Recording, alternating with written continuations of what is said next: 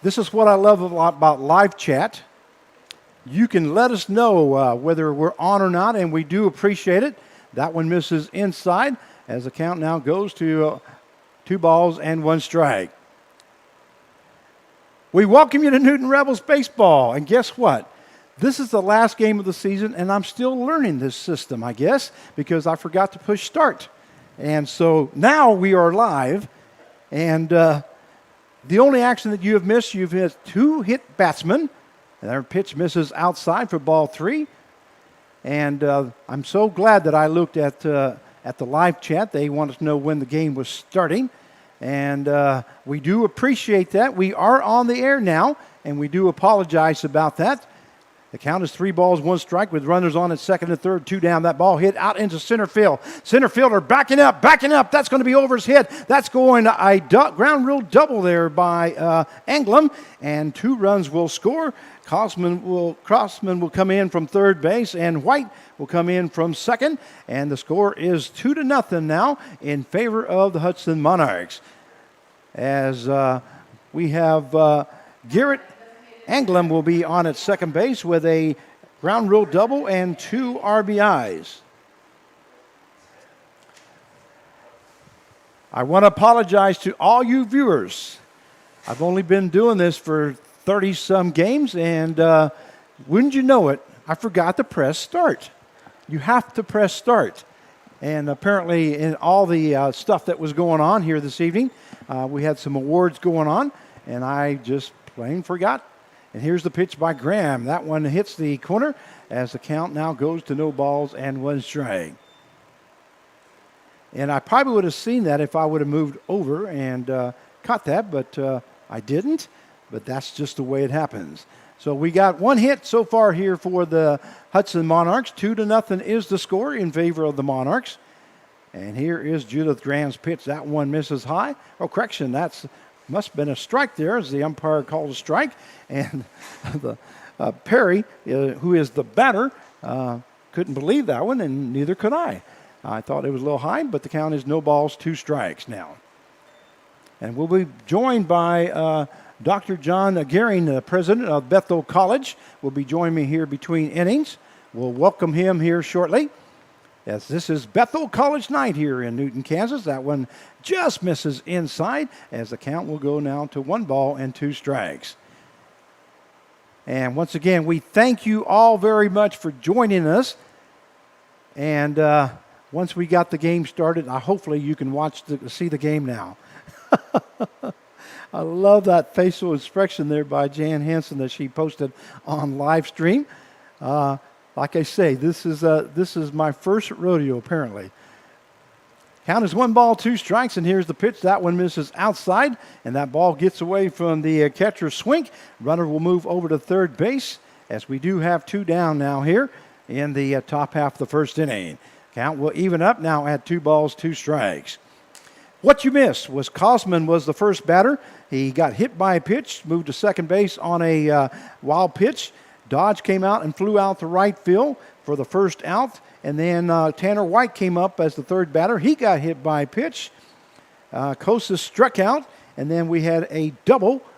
And that one hit into center field. That's going to be in for a base hit. And the score now 3-0, as that is the second hit for the Hudson Monarchs. So it'll be a runner on at first base with 2 down. And the third run scores from second base as Perry recorded a base hit to center field and an RBI. And that'll bring up the third baseman, number 25, Breck Noeg. So 3-0 now the score here in top half of the first inning. You got to see all the action, correct? That ball just misses outside as the count now goes to 1 ball and no strikes. I'm the type of guy that has to follow a script. And today we changed that script, and that threw me off. That one hits the outside corner, as that will take the count now to 1 ball, 1 strike. By going out to the field early, just forgot to push play or start. But we're on now, and we hope that you join us, and we hope they enjoy the broadcast.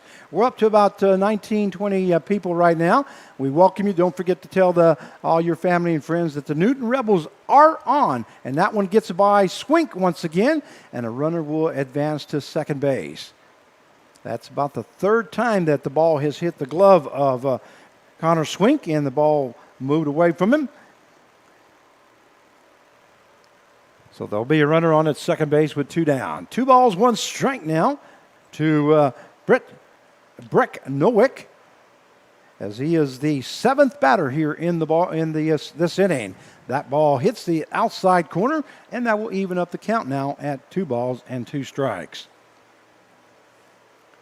Once again, we're going to be joined here shortly by Dr. John Gehring, the president of Bethel College, as we are in Bethel College night here in Newton, Kansas, for the Newton Rebels. We appreciate their sponsorship, and they're coming out here this evening, throwing out the first pitch, and there's the ball hit down the third base side, and that's going to be foul, and the count stays at 2 balls and 2 strikes.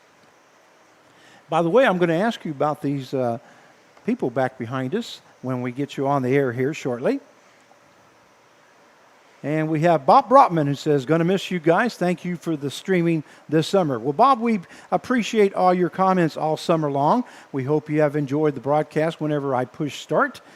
And that one misses, and that one also gets away from Swink, as the count will go to full now at 3-2.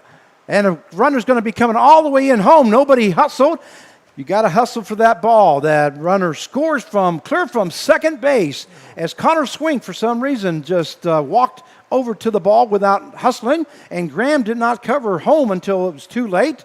Finally, they realized that the runner was not going to stop at third base, and you can't do that against good teams, especially championship teams like the Hudson Monarchs. They will take advantage of every situation, and that's exactly what they just did here by that pass ball.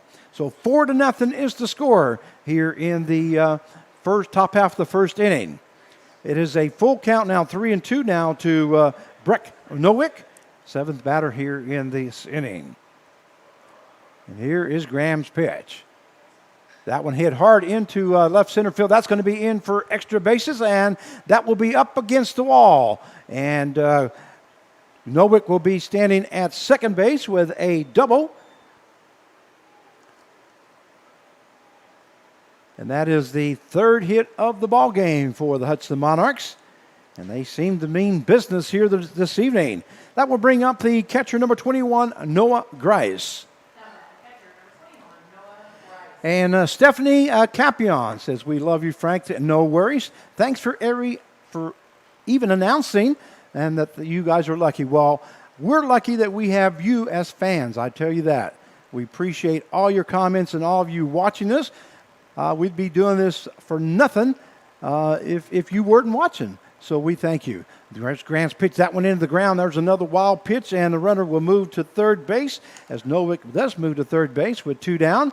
And this is not the outing that Judith Graham wanted here in the top half of the first inning. So we do have a runner on at third base, as that was ball 1 to Noah Grice, the catcher for the Hudson Monarchs.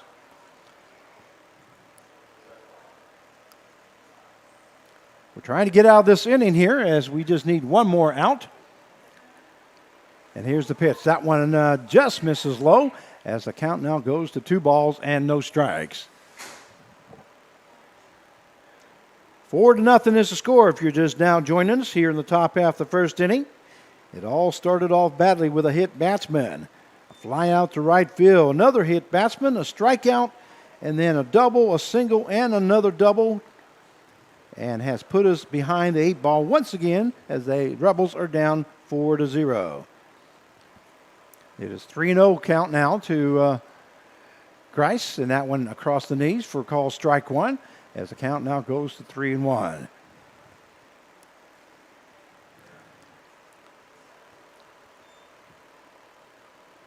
And here is Graham's pitch. That one fouled off there by Grice, and the count will go full now at 3-2.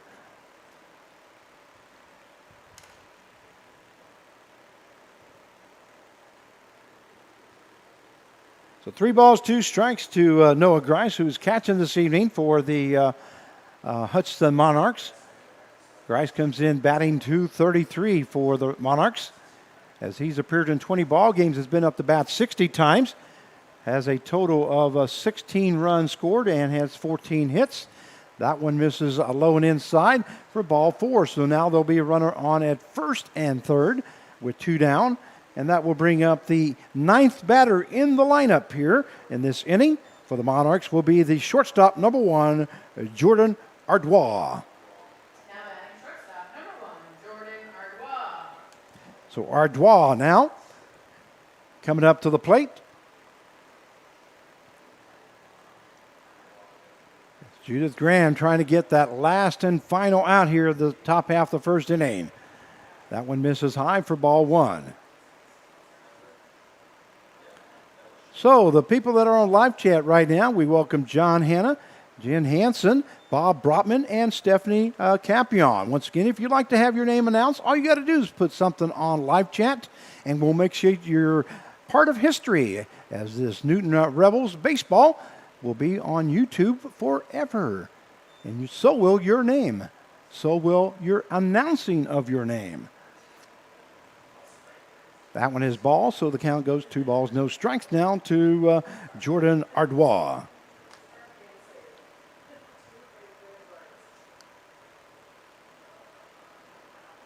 And here's the pitch by Graham. That one right across the knees as the count will now go to 2 balls and 1 strike. And John Hanna says, howdy, y'all. Well, howdy, John. We hope you enjoyed the ball game. Not a very good start so far for the Rebels, but the Rebels have been kind of getting used to starting like this, especially the first couple weeks of the season. That one misses outside as the count will now go to 3 balls and 1 strike. But one thing you got to say about these Rebels, they do not give up. They will continue to fight and hopefully get back in this ball game as they are down 4-0 now with runners on at first and third. We do have 2 down. And here's the pitch by Graham. That one fouled off there by Ardois, as that will take the count to full now at 3-2. With 2 down, the runner at first base, Grice, will be taken off on the pitch.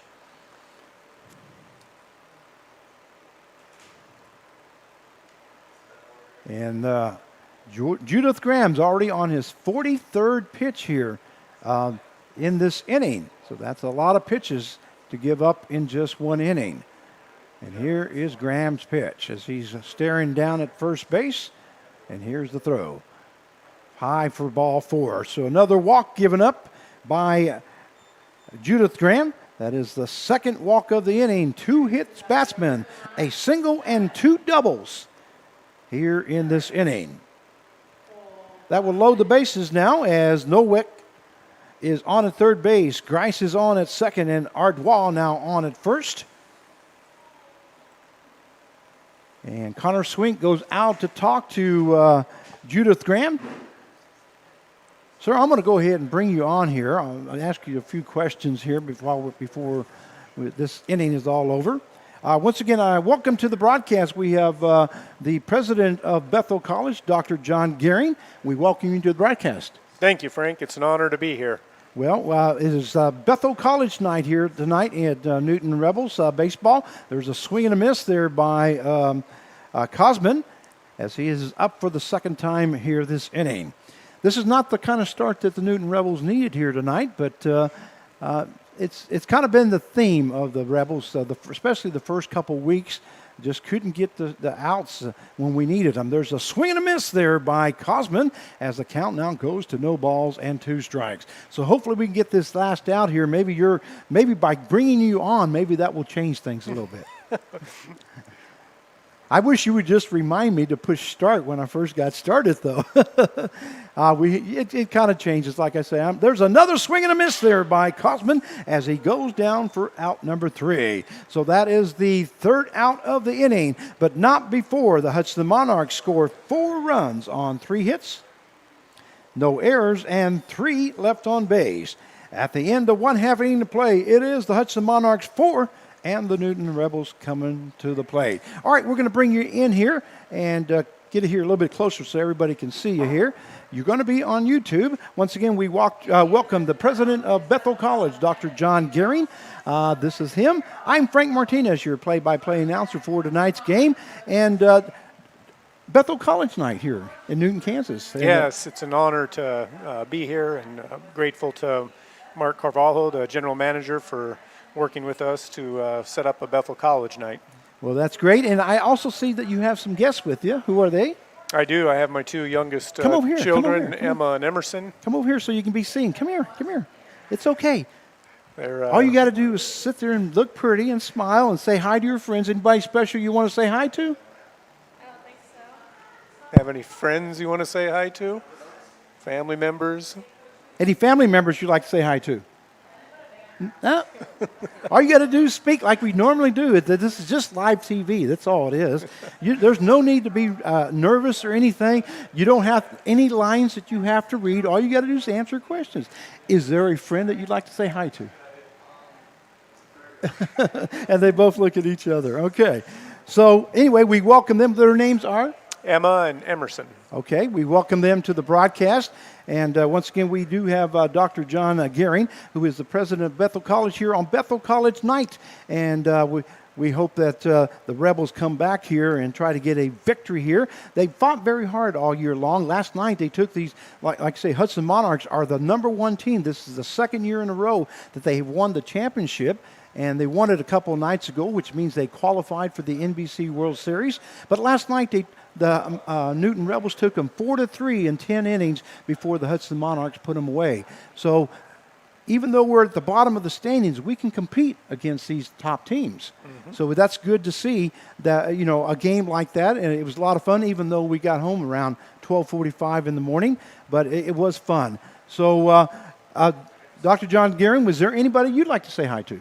Well, just want to send my regards to all the Newton Rebels fans and all the Bethel College fans. This is now the Threshers, right? That's right. We're the Threshers. Okay. Named after a threshing stone, an implement brought to America by European immigrants used to thresh wheat and separate the wheat from the chaff, so you have the kernel.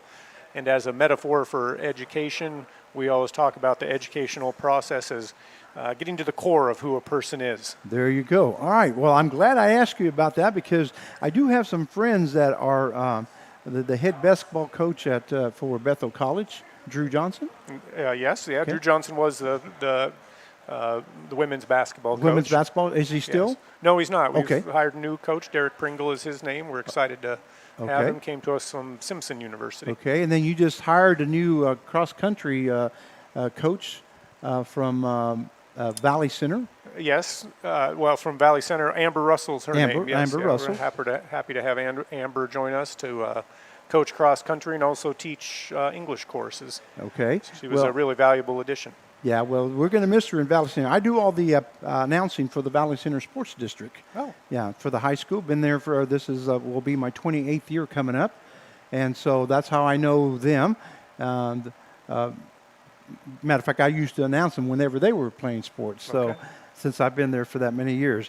The first batter for the Newton Rebels is the shortstop, #1, Andrew Brotman. He'll be followed by Corrigan and wing it in the hole. The count is 0-2 strikes now as we are in the bottom half of the first inning. Let me catch up here, sir. And we have no outs. There we go. 4-0 is the score if you're just now joining us. And that one just misses outside as the count now goes to 1-2 strikes. And the pitcher for the Hudson Monarchs is Garrett DeHaas, number 33. Didn't get a chance to announce his name. We'll make sure that we do that. Well, Bethel College, how big of a town is Newton, by the way? Do you know? I believe the city of Newton is about 17,000 people, and there are a couple thousand more in North Newton, Okay. just right across the tracks from Newton. And Bethel College is located in North Newton. Okay. About 2,000 residents. We have about 500 students. Okay, I was at going to Bethel ask you how many College. students you had there at Bethel College. There's a call, strike 3, as that one hits the outside corner, and Andrew Brotman goes down looking for out #1. So we do have one down now here in the bottom half of the first inning. That will bring up the left fielder, number 20, Aiden Corrigan. I do have a friend of mine that works down. I play golf at Derby Country Club, and she plays on the softball team. Her first name is Bree. I don't know her last name, but today was her last day. She's the one that fixes me breakfast every morning at Derby Country Club. And anyway, today was her last day, and I know that she does play softball for the Bethel Threshers.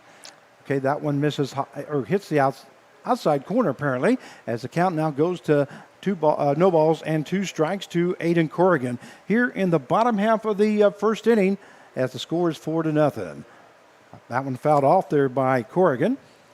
Well, we just completed a new softball building and press box and clubhouse for our players, and Coach David Middleton and Stacy Middleton are doing an excellent job with that team, and excellent group of young women. Now, both of them are softball, you say? Yes. Yeah, okay. right. Yeah, I think she did mention the name Middleton. Yes. And then that's husband and wife, right? Correct. Okay, that's what she told me, yeah.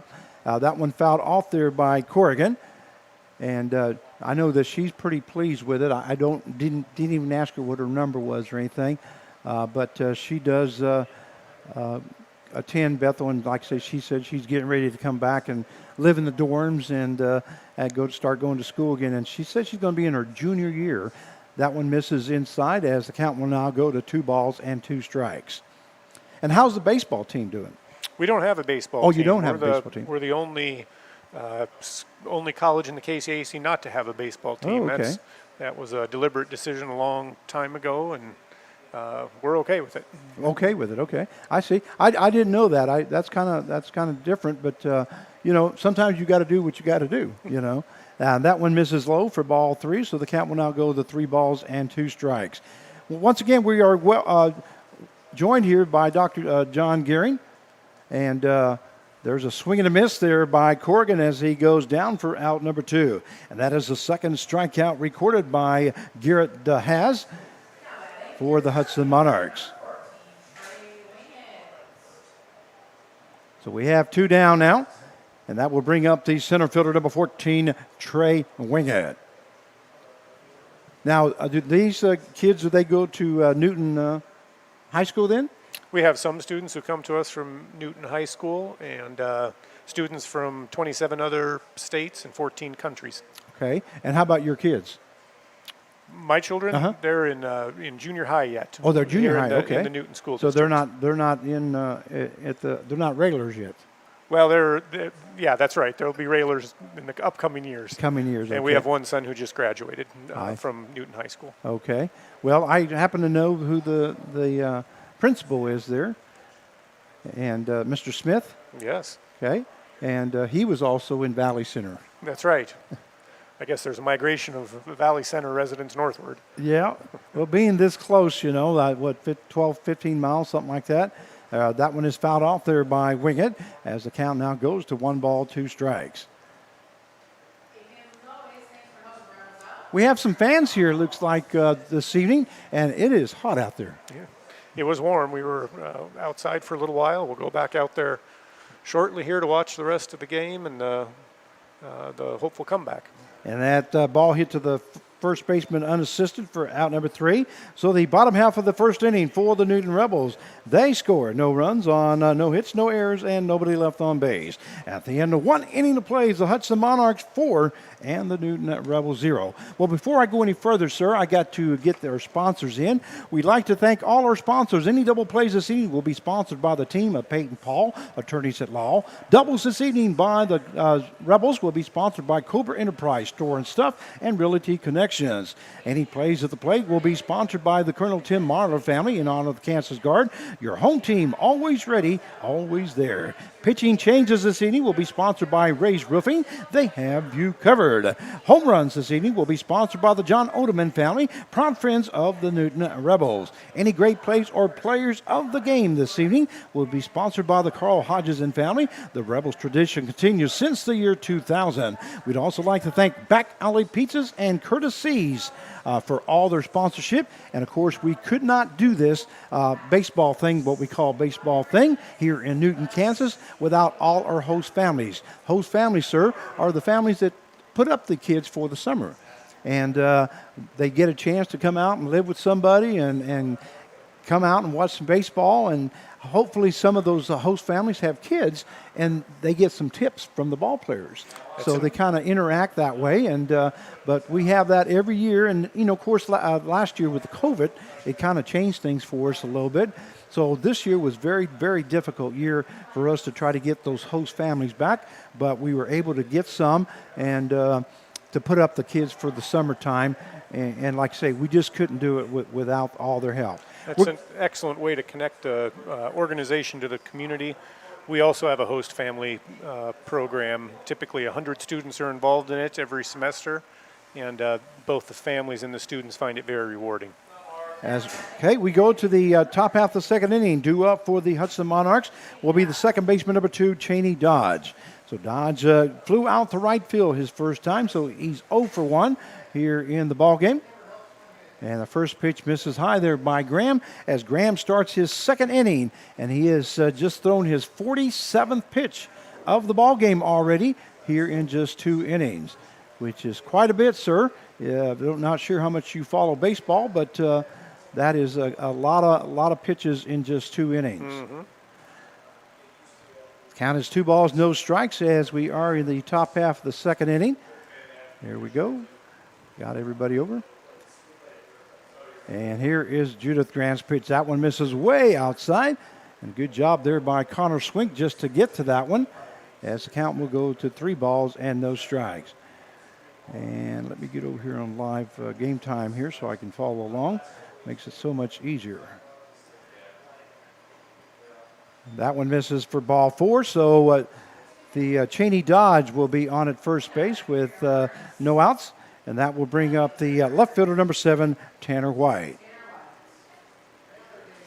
That is the third base on balls given up here tonight by Judith Graham, and that will bring up Tanner White. Tanner White got hit by a pitch last time, and he did score a run as Garrett Anglem hit a ground rule double and scored both White and Cosman in the top half of the first inning. There's a check swing called strike as the count now goes to no balls, 1 strike to Tanner White. So you have a total of 500 students or so, you say? That's right, 500 students. Our mission is to prepare students for meaningful lives of work and service. We do that through the liberal arts, faith formation, and practical experiences and career pathways. We want students to be critical thinkers, have a mind toward service, and also be prepared to go into the workforce. Well, they had a runner picked off there between first and second, and a misplay there as Connor Allen threw to Brotman. Brotman dropped the ball at second base, or I should say Hannah dropped the ball at second base, and now the runner will be on at second base with no outs. Boy, that was a good pickoff move there by Judith Graham, and just had the runner Dodge just dead in his tracks there if it wouldn't have been for that drop ball. So that's an error. That's the first error of the ball game for the Newton Rebels. And the count is no balls, 1 strike. That ball gets away from Connor Swink, and the runner will move over to third base. That's about the third pass ball there by Swink. That one once again hitting his glove and just going clear to the backstop. So the count will now go to 1 ball, 1 strike to Tanner White. Tanner White last night in last night's ball game was 0 for 5 as he struck out twice, flew out to the center field, and grounded out to the shortstop twice. Here's the pitch. A swing and a miss there by Tanner White as the count now goes to 1 ball and 2 strikes. We have no outs here in the top half of the second inning. 4-0 is the score. White comes in batting .330 for the Hudson Monarchs as he's been up the bat 136 times and has 45 hits. He does have a total of 4 home runs and 33 RBIs. There's a swing and a miss there by White as he goes down swinging for out number 1. So we do have 1 down now here in the top half of the second inning, and that will bring up the first baseman, number 30, Garrett Kosas. And that is the third strikeout of the ball game for Judith Graham.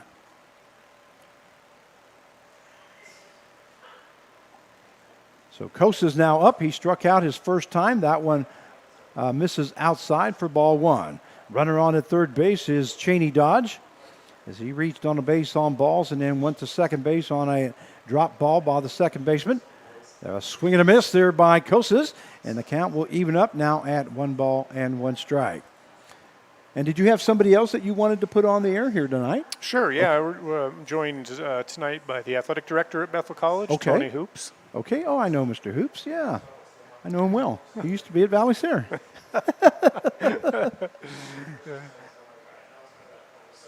I believe. That's right.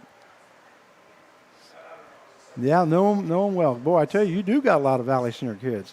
Well, tonight a Valley Center kid became the most valuable player for the Newton Rebels here tonight. We call it the Carl Hodges Award, and he was named most valuable player, and that was Zach Gillick, one of our pitchers. He's also comes from Valley Center. So we have a lot of Valley Centers here tonight. Count is 2 strikes. That one is swing and a miss there by Kosas as he goes down for the second time now, and that is the 4th strikeout recorded by Judith Graham. So we have 2 down now. Now batting center fielder, number 18, Garrett. And that will bring up the center fielder, number 18, Garrett Anglum. We're going to put you on the air right before we let you get off here, and want to make sure everybody gets a chance to see you. In between innings like this here is the only time that we can come to us. Otherwise, we have to make sure that everybody at home sees the action.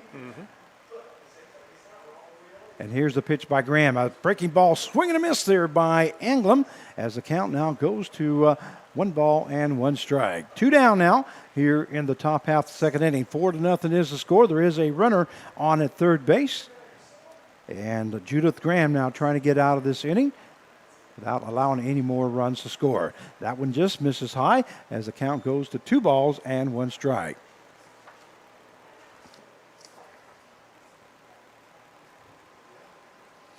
Just write his name down there just to make sure I don't mess it up.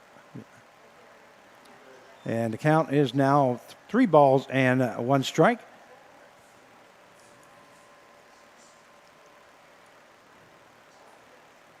Three balls, 1 strike now. Now, this may be, is this one from McPherson? Hoops? Or do you know? I'll ask him. Yeah, you can ask him. I can ask him here. That one hit hard into left field. That's going to fall in for a base hit and RBI. So that scores the 5th run, the 4th hit of the ball game for the Hudson Monarchs, as Anglum records his 2nd hit of the ball game, a double and a single, and that is the 3rd RBI by Garrett Anglum here tonight. That will bring up the designated hitter number 31, Travis Perry. And I'm sure you want to get out to the ball field and watch a little ball game. Frank, I'm enjoying my time here in the cool press box and especially listening to you do your work. Well, thank you. I appreciate that. Not really a play-by-play announcer. I've been a PA announcer for 27 years, 28 years now. And this play-by-play stuff just started about 3 to 4 years ago, and just kind of trying to take it on, trying to learn the system. As you can tell tonight, I forgot to push start. So the count is 1 ball, no strikes. And the way I look at things, sir, and that is real simple. If I was at home, how would I want to listen to the ball game? And so that's what I try to do when I do my play-by-play. I just said, okay, how would I want to listen? What kind of information do I want to be heard? So that's all I do. So the count is 2 balls, no strikes now to Travis Perry, who's the designated hitter this evening. He is 1 for 1 here this evening as he got a base hit and scored an RBI in the first inning. That one just misses low, and the count now 3 balls and no strikes.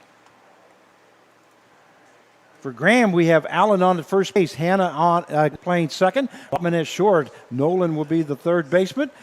Corrigan is out in left field, correction. Center fielder is Wingett. Capion in right field. Catching is Connor Swink. And Judith Graham, once again, is the pitcher. And that is another walk given up by Graham. So there will be runners on at first and second now with 2 down. And that will bring up the third baseman, number 25, Breck Nowick.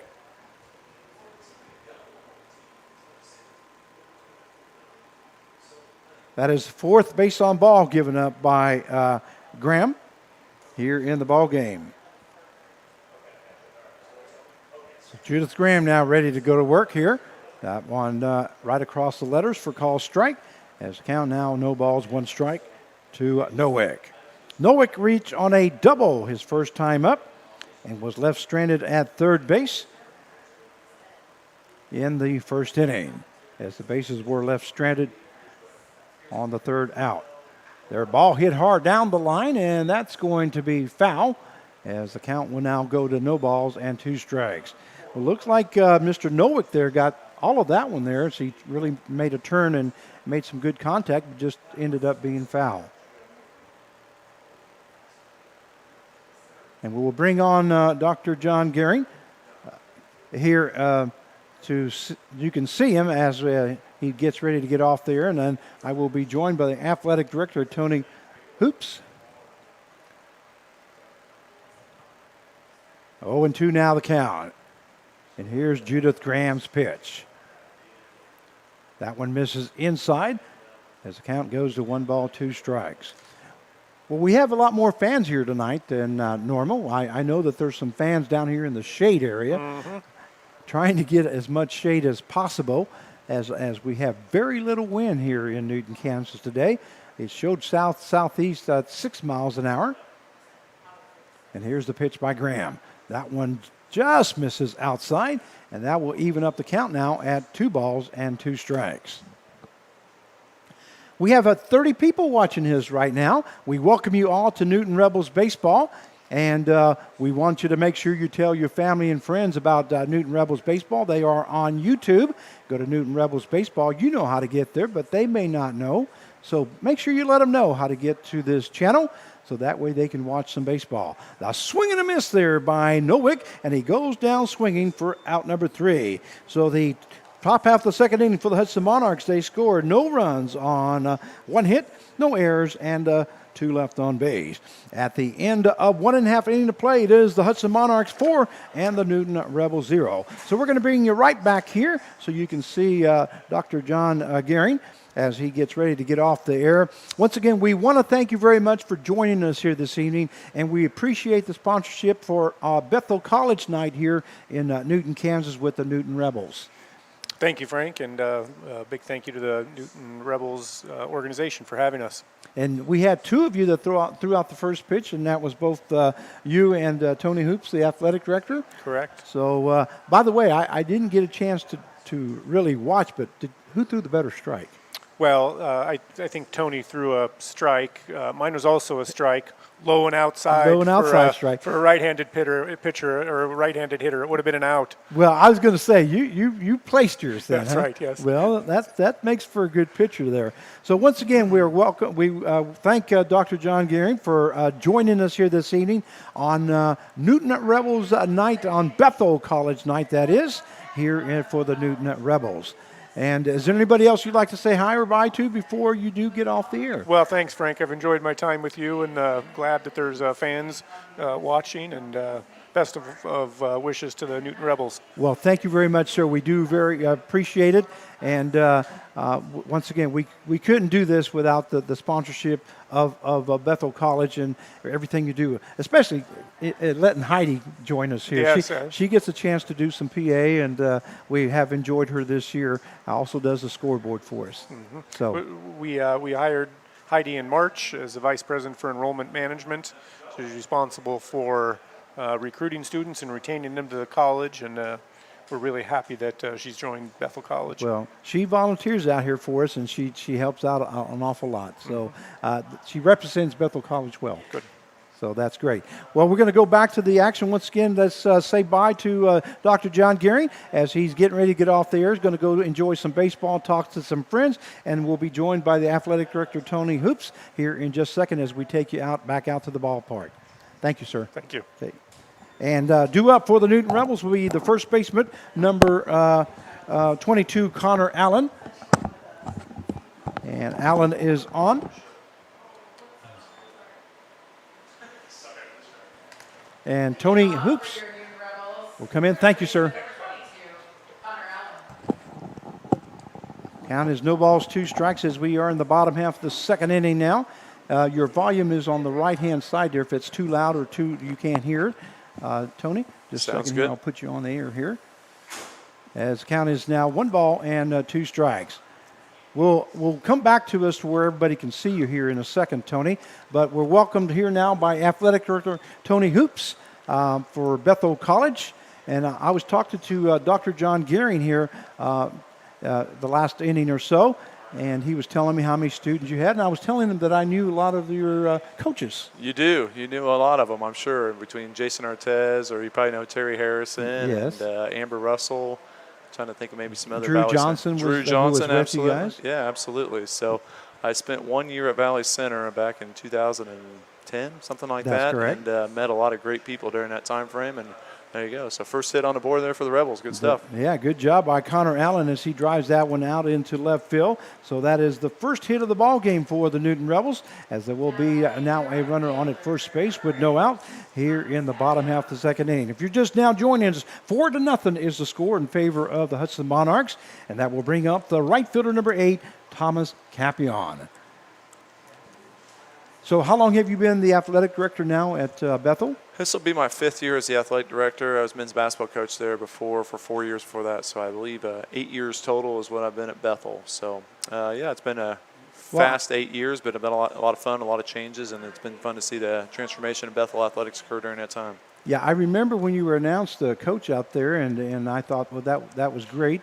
I thought they were going to be in great leadership. And how long were you a coach there? I was coaching 4 years, and 4 years? Jason Artez was my assistant that entire time. So it was an easy transition. When I moved into the AD role, he moved into the head coaching role, and he's done a tremendous job with that program, taking him to Sweet 16, the NAI this past year, and set all kinds of records for Bethel College history in men's basketball. So it's a pretty historic run, and they bring everybody back this year too, so it'll be exciting. Breaking ball in there for call strike 3, and that means Thomas Capion goes down looking for out number 1. So we have Connor Allen at first base, and that will bring up the designated hitter number 16, Anthony Zellner. And then you also have Harrison as football coach, right? We do. So Terry obviously was at Valley Center as an assistant and went to Wichita Heights, and got to know him. I actually team taught with his wife when I was at Valley Center, so that's kind of the connection I had there a little bit. And boy, he's done some tremendous things with Bethel College football. They're ranked as high, I think, as 12th maybe in the country this past year, and we lost in the first round of the playoffs. First time we'd won a conference championship since 07, I believe, maybe 08. And yeah, Terry inherited a program that was struggling, and really just did a great job of transforming it, not in regards just in wins and losses, but his recruiting numbers have been really good, his retention's been really good, his grade point averages have increased. So just a lot of good things that he's done. Ball hit to the second baseman. Second baseman flips to the shortstop, goes to first for the double play. And that is a 4-6, 3 for out number 3. So the bottom half of the second inning for the Newton Rebels, they scored no runs on 1 hit, no errors, and nobody left on base. At the end of 2, it is the Hudson Monarchs 4 and the Newton Rebels 0. All right, we're going to cut you this way. Scoot over this way so everybody can see you. Once again, we are welcomed by Athletic Director Tony Hoops, who is the AD here for the Bethel Threshers. And the Harrison deal on football, I knew you guys were going to get a good hire there. Boy, he's turned out to be something great. Obviously they run the flex bone offense, and so that's an interesting piece of entity in what they do. A lot of people are spreading out, and people think it's old school. And I'm probably the first to say I grew up a big Nebraska fan, so I was always intrigued by it a little bit. But not true flex bone there, but triple option, and it just fits what we do really well. He's been able to recruit to it well, develop players, and they get them to buy into it. And then Paul Kemp on the defensive end, he was assistant coach of the year in the KCAC this past year as well. Paul worked with them at Wichita Heights, and they've done just some tremendous things on both sides of the ball then. Yeah. Well, I actually thought back in the days when he was at Valley Center, I thought he actually would become the head coach for Valley Center High School, and it just seemed like we went a different direction. And I knew that he went to Heights, and he kind of turned that program around. He did a nice job. Obviously, he worked under Coach Wheeler there, and learned the ropes there, and then maintain a program that was really in good shape and maintain that there then too. And so we always joke about it. when we hired him, a lot of people were like, man, why are you hiring a high school coach? And on Terry's side, everybody's like, why in the world are you going to Bethel? And so I think it was both sides where we had this trusting relationship, and it really has worked out well. We didn't know each other real well before the situation, but as we interviewed him and got to know each other better, it really seemed like the perfect fit, and the players have really bought into that. Our parents have been tremendous in that program as well, and it's been really fun to see once just how that family atmosphere has developed, and seeing Terry grow as a coach. Where he really wanted just kind of a fresh start and be who he is, and that's been fun to see. Once again, we're joined here by athletic director Tony Hoops. We're talking a little bit of coaches that you do have on the squad there at Bethel, because this is Bethel College night here in Newton, and for the Newton Rebels, and we appreciate the sponsorship that you guys have given us here tonight to bring out some fans, and hopefully you're going to be shown on YouTube now. There you go. You're going to be famous. That's good stuff. Something like that. There right? you go. I also saw that you got a chance. I'm going to go cut out to the field now. Got a chance to throw out the first pitch. Yeah. Is that first time ever? No, I did that a couple years ago here as well. So Jason Ortez and I actually threw out the first pitch. That might have been 3 years ago. But, we had a challenge on that night to see who could throw the most heat, and I think we both failed. But maybe we got some strikes across the field, that's for sure. Well, you heard what Dr. John Gehring said, didn't you? Yeah, he went to the off-speed, low and outside. It was well orchestrated. I didn't get that signal from the catcher. So I see. I had to throw up the meatball. Mine would have been over the fence probably. Well, I asked him who threw the best strike, and he said yours was down the middle. It was. And I think he was indicating that. Yeah, I think I was a little more nervous on the front end, and just wanted to make sure I got that thing across the plate. So, it's a good start. It's always fun to do that stuff, though. Yeah, and then he said he threw one low and outside, but it hit the outside corner. And I said, well, then sounds to me like you placed yours. Yeah, there you go. Absolutely. I was just trying to throw gas unsuccessfully. So the count is 3 balls and 1 strike now, and the batter is the catcher, number 21, Noah Grice. As we are here in the top half of the third inning, we welcome you to Newton Rebels. Oh, somebody says go Huskers. There you go. That's my person right there. I don't know who it is, but go Big Red. It says Alan James says go Huskers. All right. So good stuff. We welcome Alan James. Also, we welcome Jennifer DeHaas. She is watching her son pitch tonight, Garrett DeHaas. And I know how to pronounce that name because I talked to him the other day. I was getting pronunciations when I was doing games at X Stadium. That ball hit the right-hand side. That's going to be in for a base hit, and maybe extra bases there for Noah Grice as he rounds second base. Thomas Capion finally gets to the ball, throws it in. A good throw there by Capion to Hannah, and that will hold Noah Grice at second base with a double, and that he records his first hit of the ball game. That will be the 5th hit of the ball game for the Hudson Monarchs, and we'll put a runner on at second base, and that will bring up the shortstop, number 1, Jordan Ardois. Have you ever done any announcing at all? I did a little bit, actually, when I was in high school. That's one I wanted to do coming out of high school. I didn't really know exactly what my career path would lead to, but so senior year of high school basketball, I got injured and ended up doing some announcing on our local radio station, and so did a little bit then and then dabbled into it and a little bit in college and really enjoyed it, but just didn't ever make a career path out of it. But I enjoy it. It's a lot of fun, and so it's kind of fun to do this. It's probably been 10 years since I've been on something like this. I see, because I'm sure that the athletic probably pays a little bit more. Yeah, maybe a little bit. I don't know if it's a good or bad thing there. One of these days I'll probably end up doing it because somebody will not show up to do the announcing at the athletic director role, so you have to wear a lot of hats in that role. There you go. Sometimes you have to. Sometimes you have. Well, this is a funny story, but this is the way I got into announcing, and that was I don't know if just a second here. That one is hit to the shortstop. Brotman comes up with the ball. He's only has one play, and that's going to be at first base as another run scores from third base.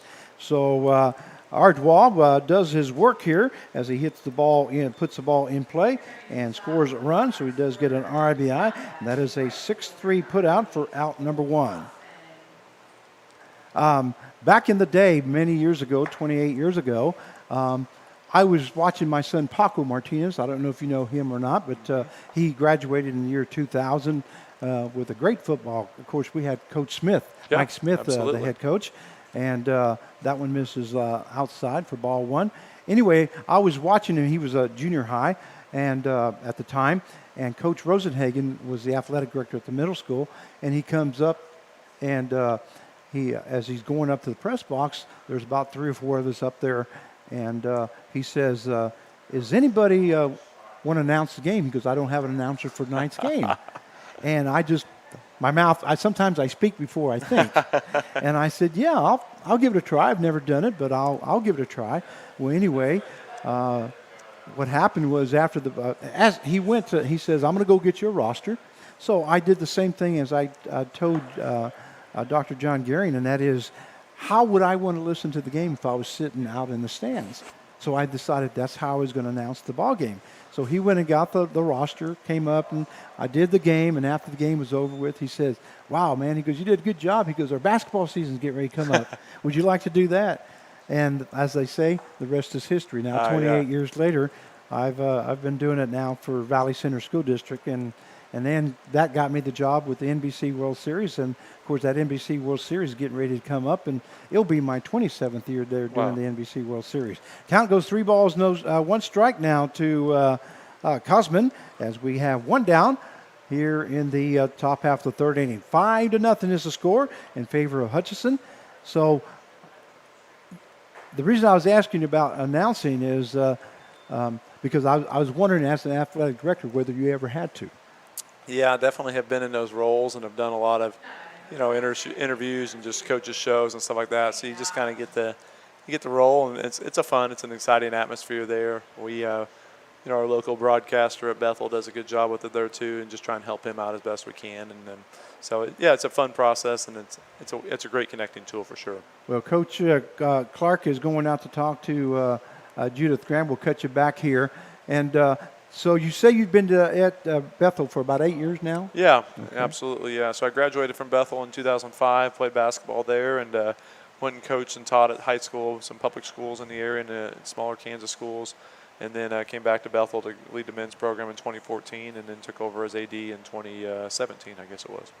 So you've been there for a couple of years at least, and we're going to go back out to the field as we're getting ready to get back to action. Second baseman number 2, Cheney Dodge, now the batter, as we do have runner at first base is Cosman with 1 down. 5-0 the score in favor of Hutchinson, as they scored 4 runs in the first and have just now scored 1 run here in the top half of the 3rd inning. That one misses outside for ball 1. So the count 1 ball, no strikes now to Cheney Dodge. Dodge, this is his 3rd time up. He flew out to right field the first time, walked in the 2nd inning, and it was left stranded at 3rd base on the final out. So 1 ball, no strike. Here's the pitch by Graham. A ball hit to the shortstop. Brotman is going to be able to toss it to the Hannah at second base for the force out. So that is a 6-4 put out. Nice job there by Andrew Brotman, who never even picked up the ball with his hand, just tossed it with his glove. Absolutely. It was a nice play there. It's challenging. Thought they had a chance at 2, but the runner here on first had a little bit of speed. There's no doubt about that. But it was a very nice play to get that lead runner. So they force out at second base. That puts Dodge at first base with 2 down now. And that will bring up the left fielder, number 7, Tanner White.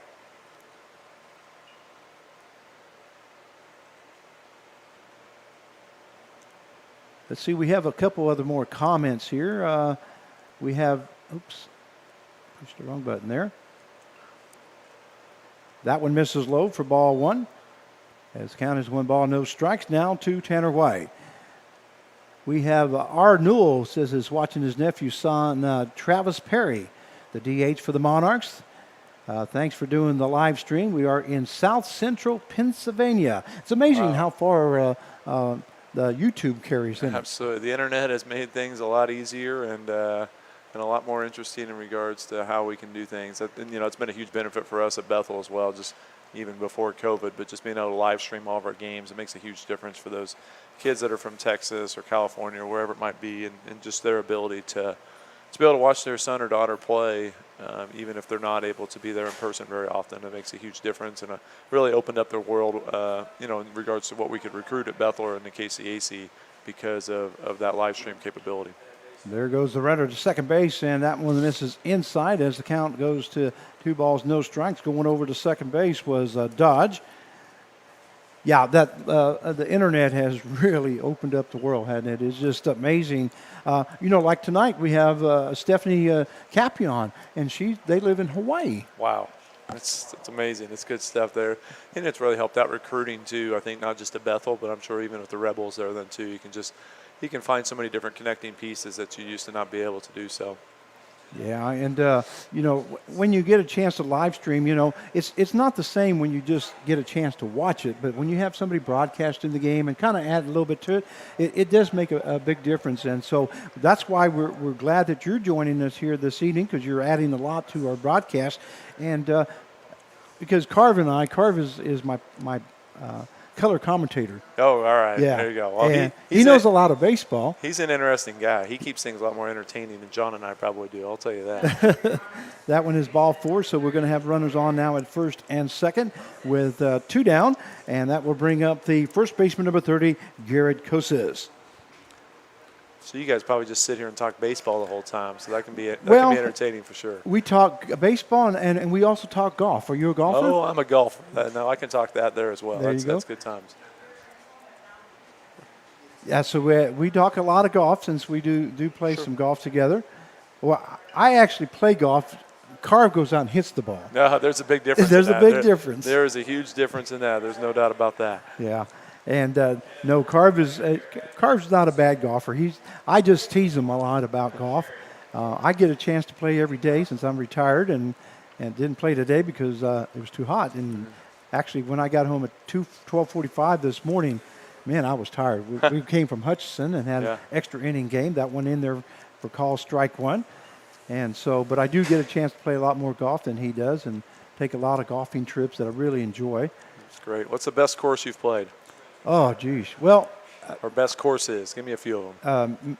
Mayetta, Kansas. Have you ever played that course up there? I have been up there. Yeah, we recruited a kid from up there. There's a fouled off there by Koses, one of the top golf courses in the state. Yeah. That course, was it not Perry Van? I could tell you, but Yeah, we won't have to look it up. I know what you're talking about too. Yeah. It is a nice course though. yeah, Firekeeper. Yes, there we go. Firekeeper. Small thing, but I'm actually going to play it tomorrow. Oh, are you really? Yeah, we have a KCAC tournament. There you go. Strike 3. Let's go. There you go. Swing and a miss there by Koses as he goes down for the 3rd time. And that is a strikeout for the Newton Rebels, but not before the Hudson Monarchs. They score 1 run on 1 hit, no errors, and 2 left on base. At the end of 2.5 innings played, it is Hudson Monarchs 5 and the Newton Rebels 0. And we're going to cut it right back to us so everybody can see Athletic Director Tony Hops, who is the Athletic Director here at Bethel College. We are our Bethel College night here in Newton, Kansas. I say night, but that's just what we call our games, even though it's this afternoon. A little warmish this afternoon. It is, isn't It's it? part of it. And he's joining us here this evening. He got a chance to throw out the first pitch. We're going to give him a chance to give us some of the sporting events that you have that maybe you can recruit some Bethel players.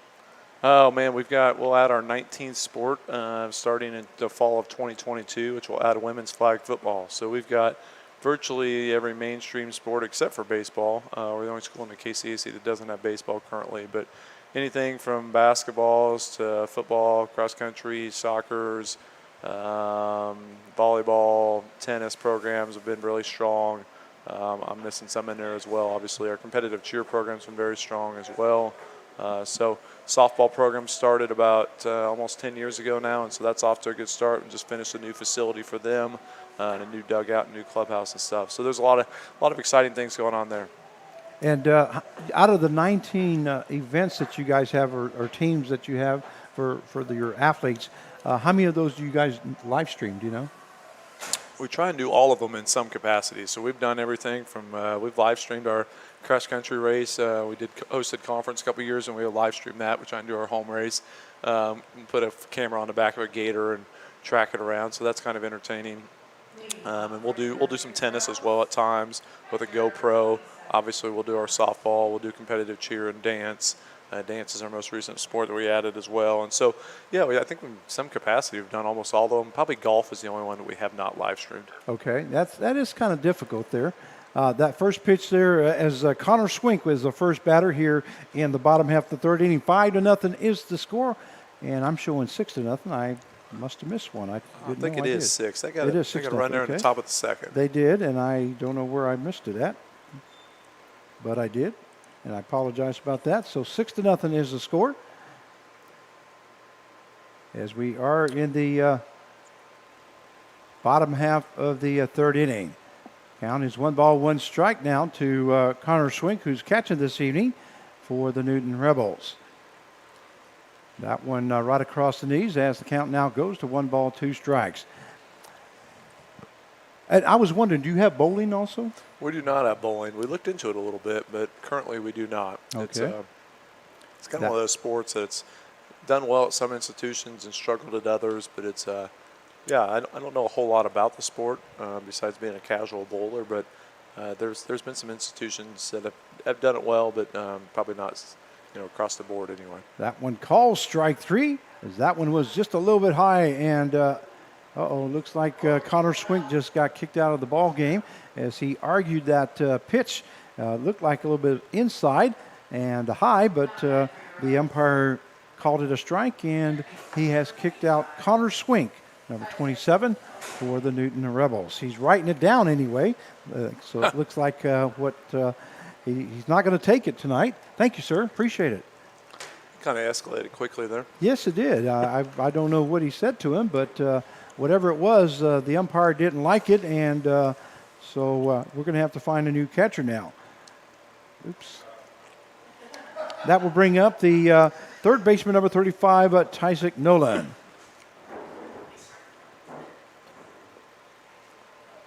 Yeah, that didn't take very much to get him kicked out. That ball hit out to the left center field. Going back is center fielder. Nice catch here by the center fielder, and that is Garrett Anglem, who makes the catch out in left center field. Did you notice the left fielder didn't even move? No, didn't move at all. In fact, when I saw the center field running so hard, I thought maybe the left fielder was going to eventually get there, and then I saw him just standing there. So he had a better view than we had, but about the same amount of effort was given on it, that's for sure.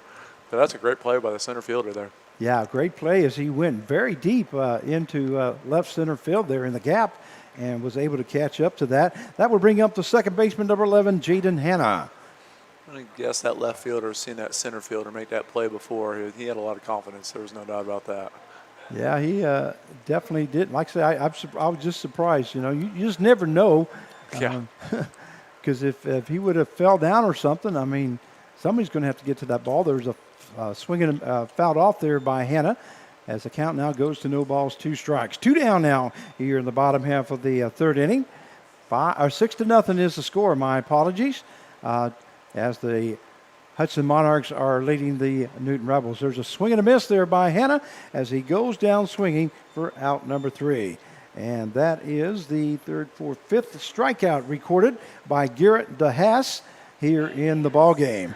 So for the Newton Rebels, they score no runs on no hits, no errors, and nobody left on base.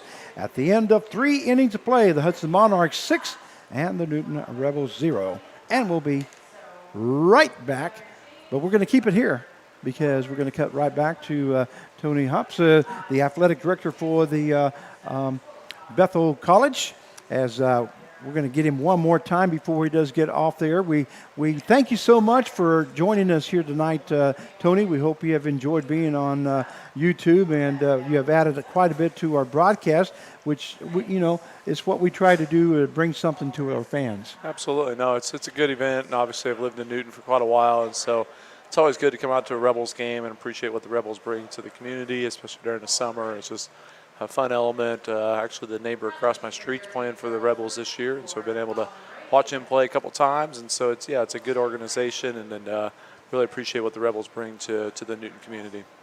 Well, that's going to bring up a new pitcher now for the Newton Rebels, and that will be number 24, Colin Rabe. That pitching change is sponsored by Race Roofing. They have you covered. So we'll give you the final numbers for Judith Graham, but number 24 now, Colin Rabe, is now coming in to pitch for the Rebels.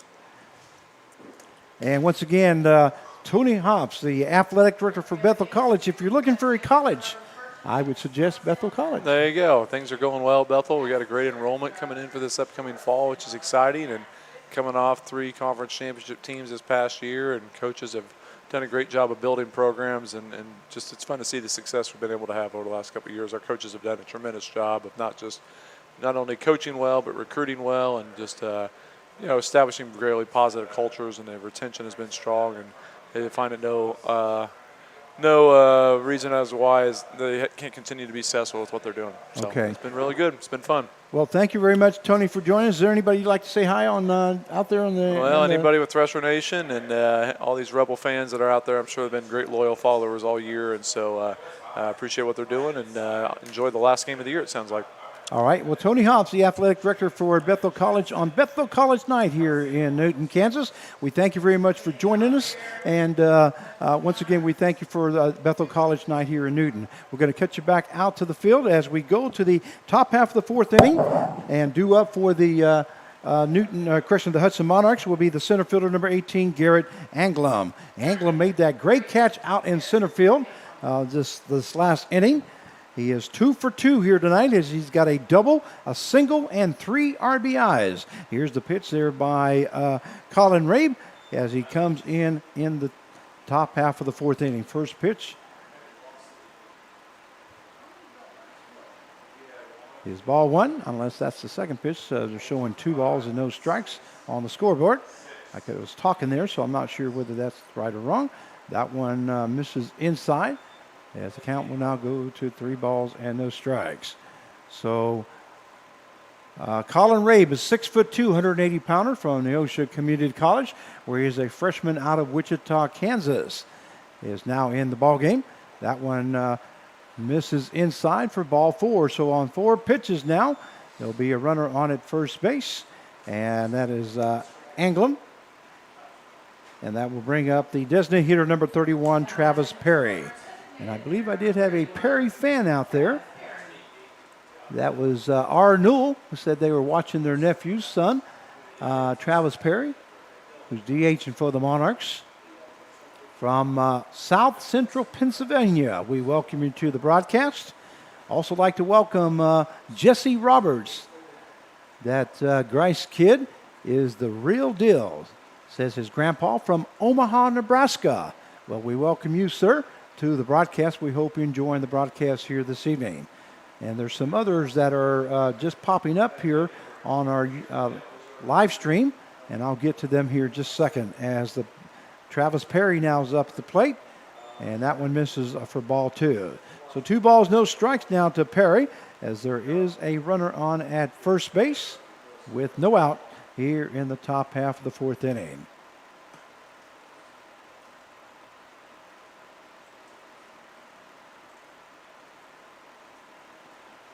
That one gets away from the catcher, and the count will now go to 3 balls, no strike. Going over to third base, once again, not hustling after that ball, is the catcher. This time, I know we got a new catcher because the last inning, the catcher got booted out of the ball game. I think it's number 5, Henry.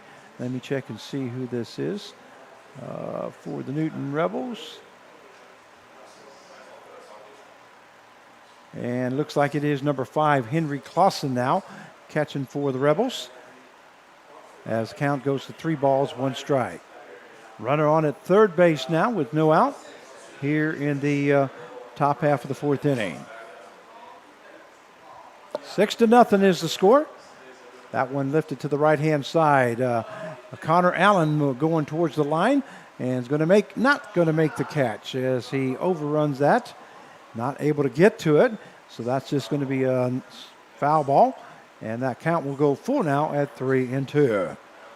3 balls, 2 strikes now to Travis Perry.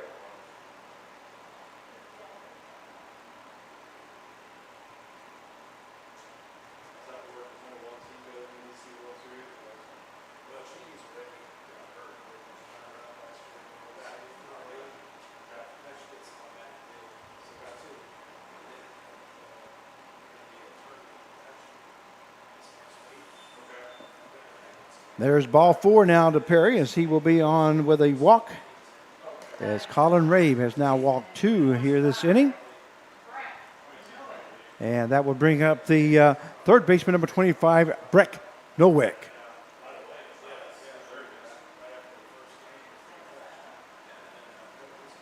And let's see some other comments here that we do have. Jesse Roberts, I already announced that one from Omaha, Nebraska. Also, we have JDD waiting to see Eli Davis from Oklahoma throw a little for the Monarchs. Thank you for streaming. Well, we thank you very much for joining us here this evening. And the count is no balls, one strike. There's a breaking ball that's lifted into left center field. Center fielder backing up, and that is Trey Wingett. And he does make the catch, but the runner will score from third base. And 7-0 is now the score in favor of the Hudson Monarchs. As Nowick lifted that up into left center field, as we have out number one, and that is an RBI for Breck Nowick. So 7-0 now the score, with runner on at first base with one down. That will bring up the catcher number 21, Noah Grice. So Grice now up. He is 1 for 1 here this evening, as he get a double in the third inning and scored a run.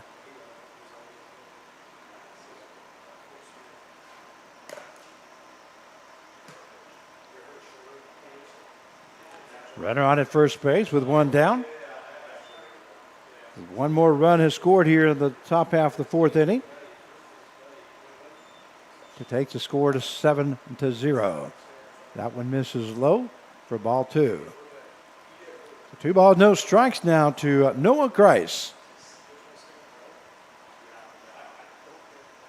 So far for the Hudson Monarchs, they have scored 7 runs on 5 hits, no errors. And for the Newton Rebels, they have scored no runs on 1 hit and no errors. I believe there was 1 error for the Rebels. That's not up on the board. That one misses outside for ball 3. So Colin Rabe now the pitcher here for the Newton Rebels.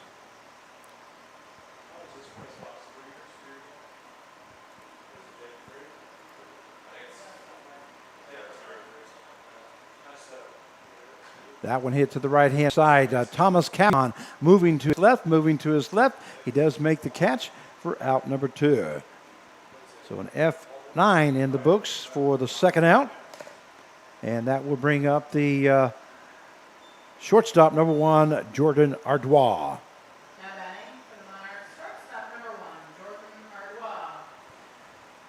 A Cajun name, as it is spelled Ardoin, but is pronounced Ardois. And here's the pitch by Colin Rabe, a breaking ball. Ardois fouls it off as the count goes to no balls, 1 strike. Runner on at first base with 2 down now. 7-0 is the score. Newton Rebels need to score some runs. They need some base runners when they come up here in the bottom half of the fourth inning.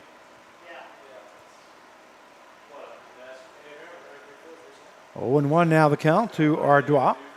And here's the pitch by Rabe. That one hit right down the line, but it's going to be foul as the count now goes to no balls and 2 strikes.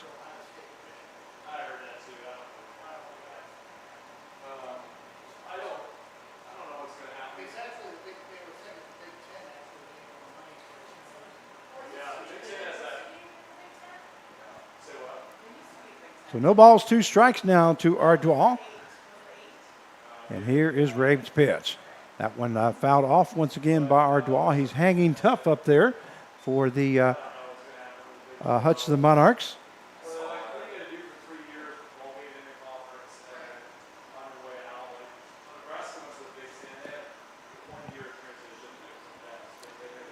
The Hudson Monarchs scored 4 runs in the first inning, 1 run in the second, and 1 run in the third and 1 run in the fourth inning to make it 7-0 here so far here in the ball game.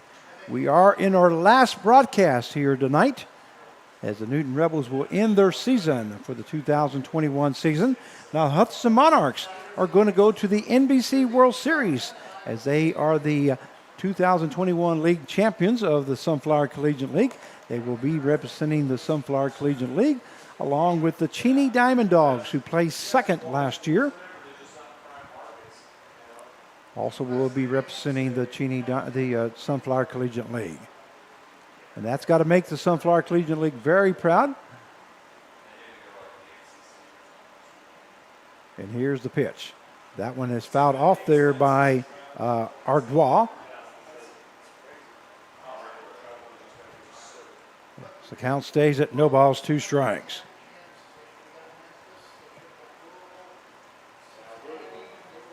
And that's got to make Commissioner Casey Walkup very proud.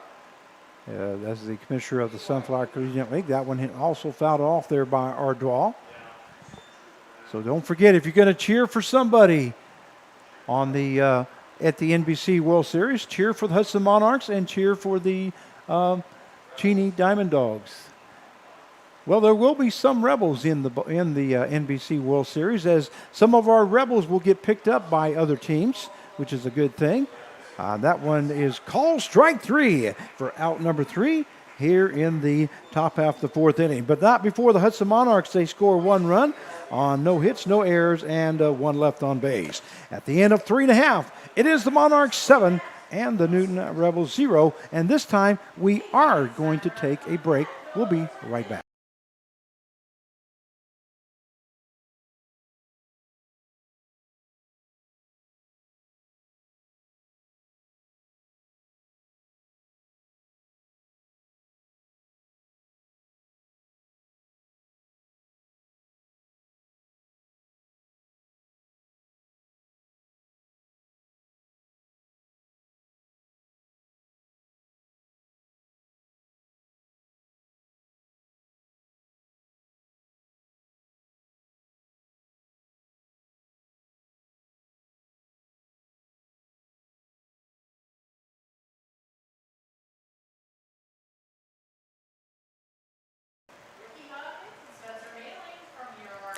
And we welcome you to Newton Rebels Baseball. This is Frank Martinez, your play-by-play announcer for tonight's ball game. And now I'm joined along by General Manager Mark Cavallo. Hey, what's for going the Newton on Rebels.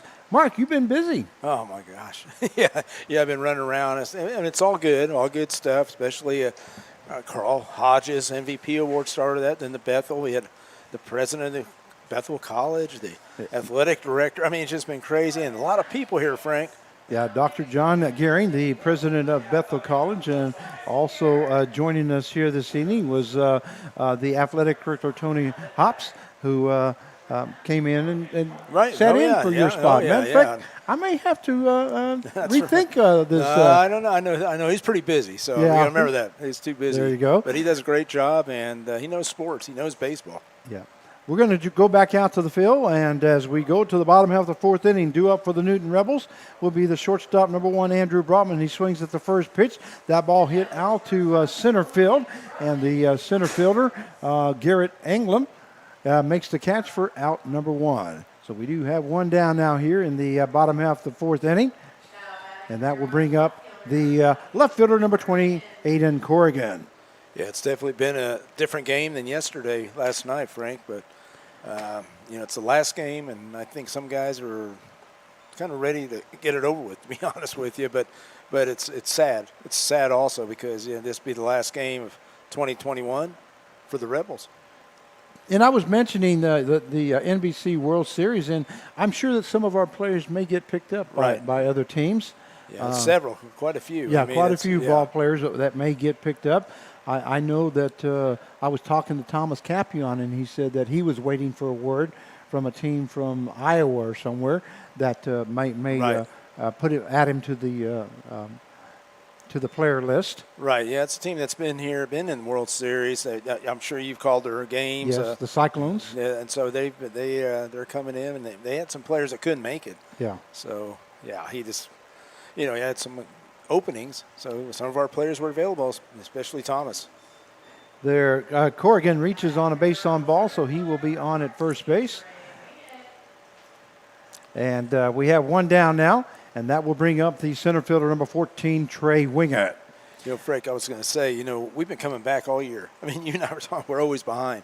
You think we have one more great comeback in this game or not? What do you think? You just never know. By the way, you have one fan out there. It says Alan James says, "Hey, Coach Carb, welcome to the mic." How's it going, Alan?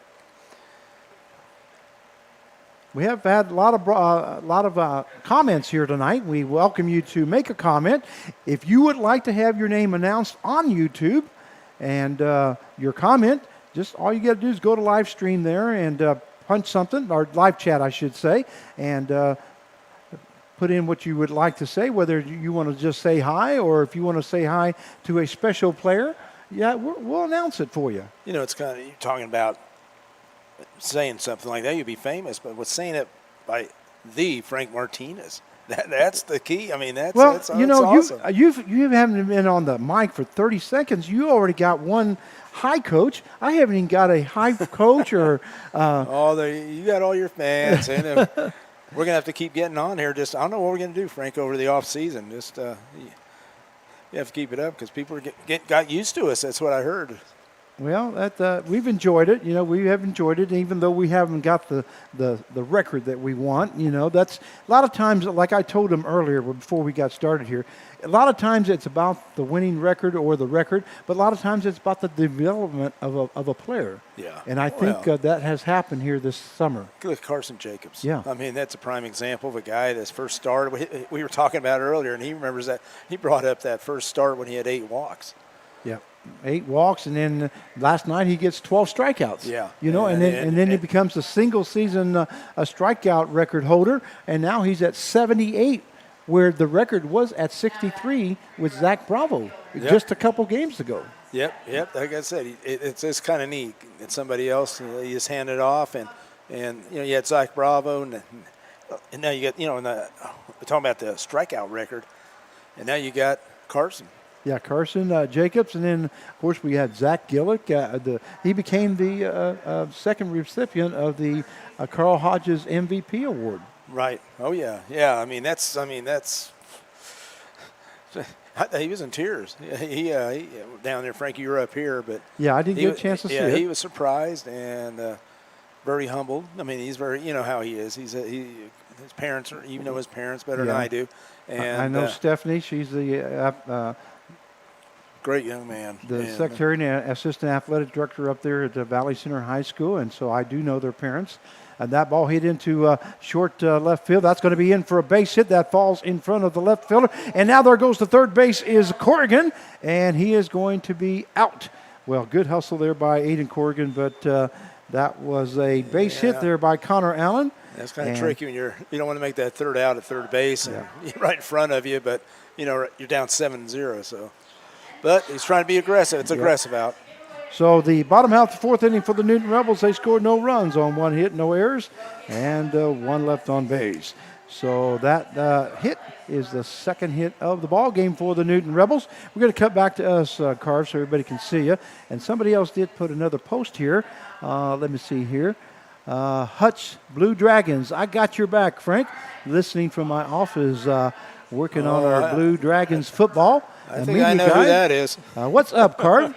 I think we both know who that is. Is that Steve? Yeah, Steve. Carp, is that you, man? What's up? Missed you the last few days working on that Blue Dragon football media guide, and he does a great job. I've known that guy for years.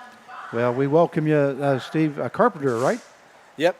To the Newton Rebels baseball. Also, Alan James says, you're the man, Frank. Thanks for being the voice of the Rebels.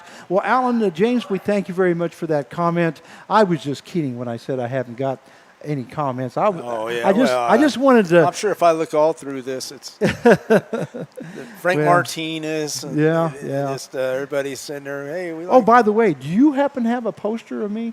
Because Jake Gibbs does. Did you know that? No, I don't have one. You never gave me one. Well, that was many moons ago. Yeah. Many years ago, they had Frank Martinez Day with a poster and all this kind of stuff. And Jake Gibbs said he's got a poster.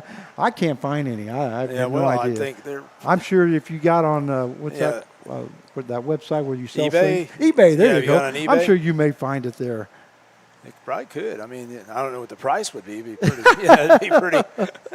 Yeah. I don't know. Out of my range. Hutch Blue Dragons says, it's me, so it's got to be Steve Carpenter. We welcome you to the broadcast. Steve does a great job of PA in there for the Hudson Monarchs. Oh, yeah. And then also the young man that was there last night, did a great job. We're going to cut you back to the field here as we go to the top half of the fifth inning and do up for the that's okay. The umpire, it looks like Frank, we need to. What do you do? Go down? Yeah, I had talked to him earlier, and I said, "Hey, if you feel bad, we have an athletic trainer." Yeah. Well, do you need to go out there, Carv, or not? Yeah, I better go Okay. out there. So Well, I'll Carv's be going to back. go out there. We do Hopefully, have hopefully he's all right. the athletic trainer for stay on. We do have the athletic trainer out there now looking at him. That is the Okay. umpire that just went down. And like I say, it's just hot out there. And then with all that equipment, you know, you're talking Right. about 93 degrees, and it shows that it feels like 102. And then with all that equipment, the umpire gear, you know, that just took him down there. Yeah, I had talked to him when he was getting a drink of water. I said, hey, if you feel anything, we got an athletic trainer right there. Brooke will take care of you.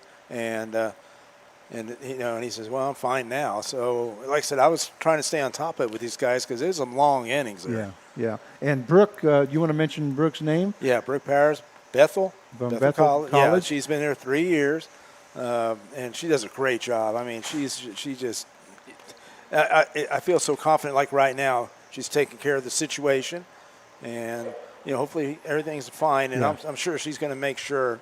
It's going to be interesting. We'll probably have a delay right now, Frank, because I don't know if the other umpire is going to get behind the plate or maybe call it from behind the mound.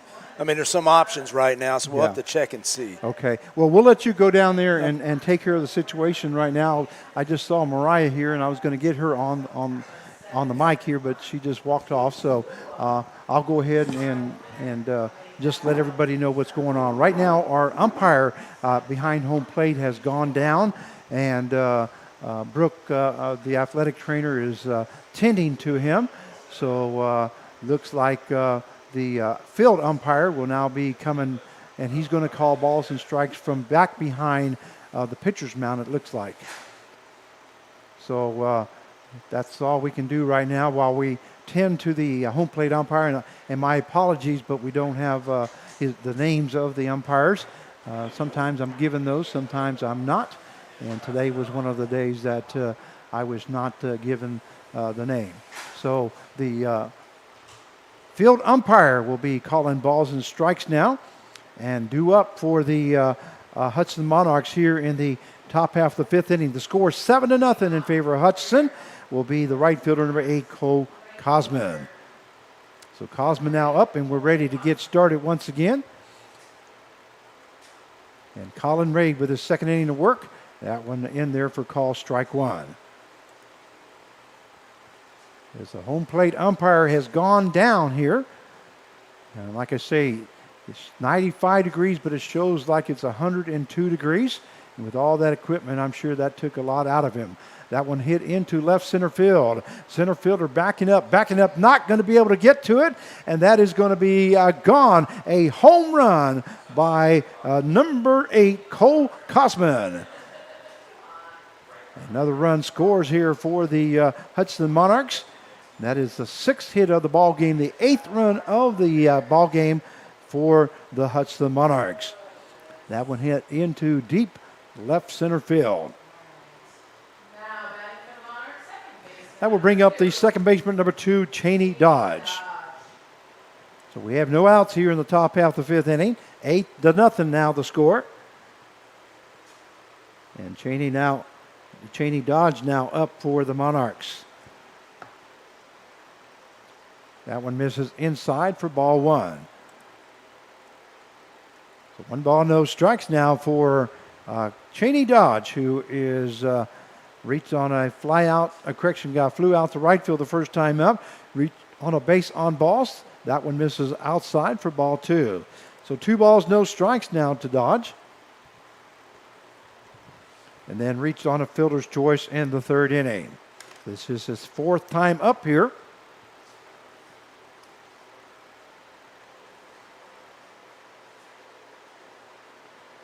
That one a check swing in there, call strike, as the count now goes to 2 balls, 1 strike.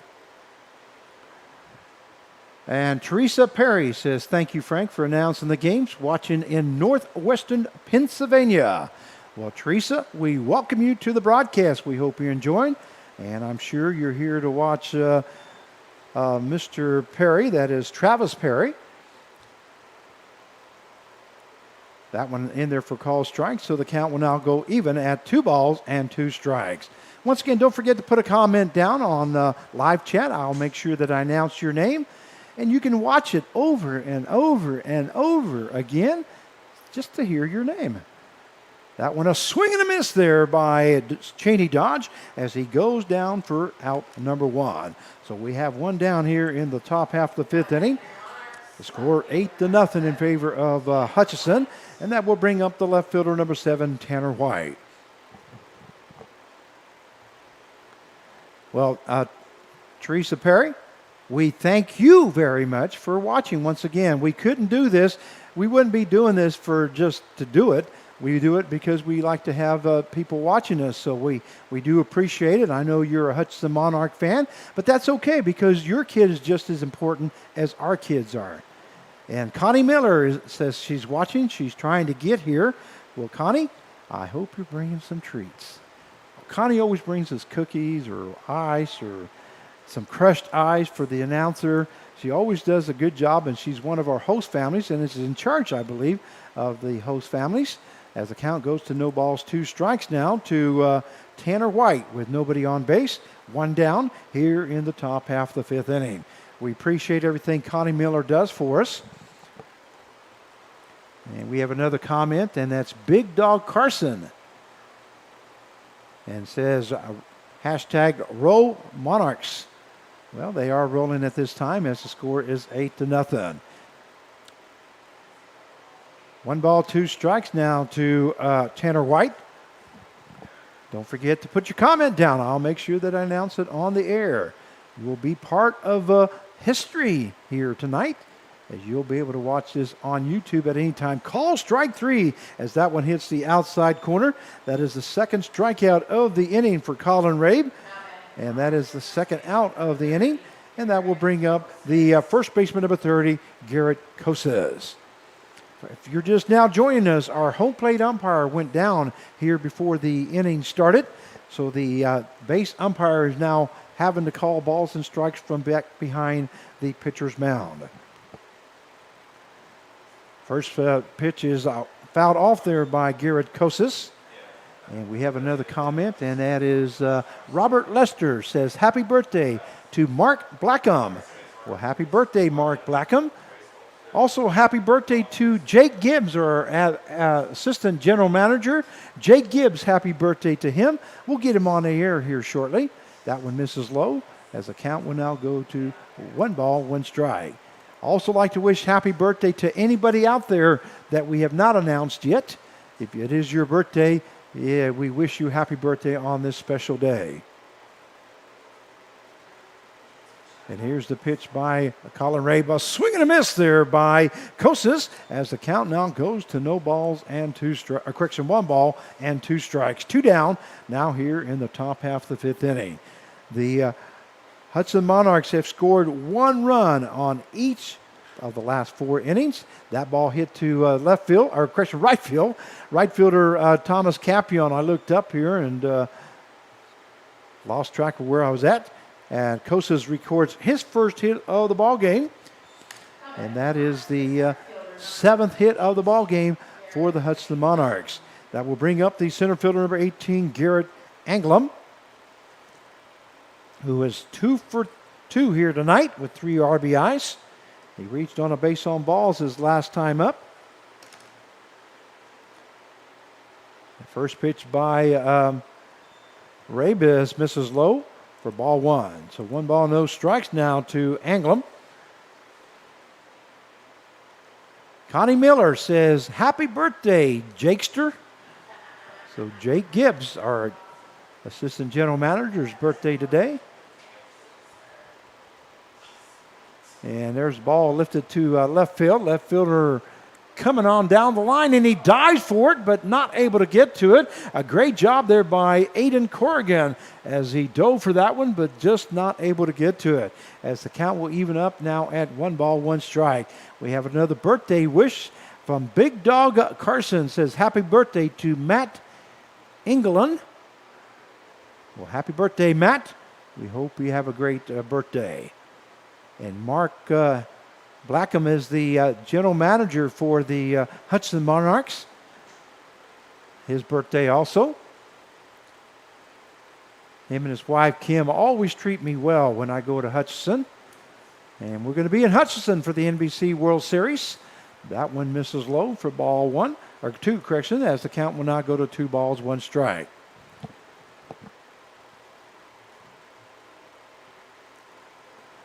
And I will be up at the NBC World Series announcing once again for the 27th year as the PA announcer. That was swing and a miss there by Anglem, and that will even up the count now at 2 balls and 2 strikes.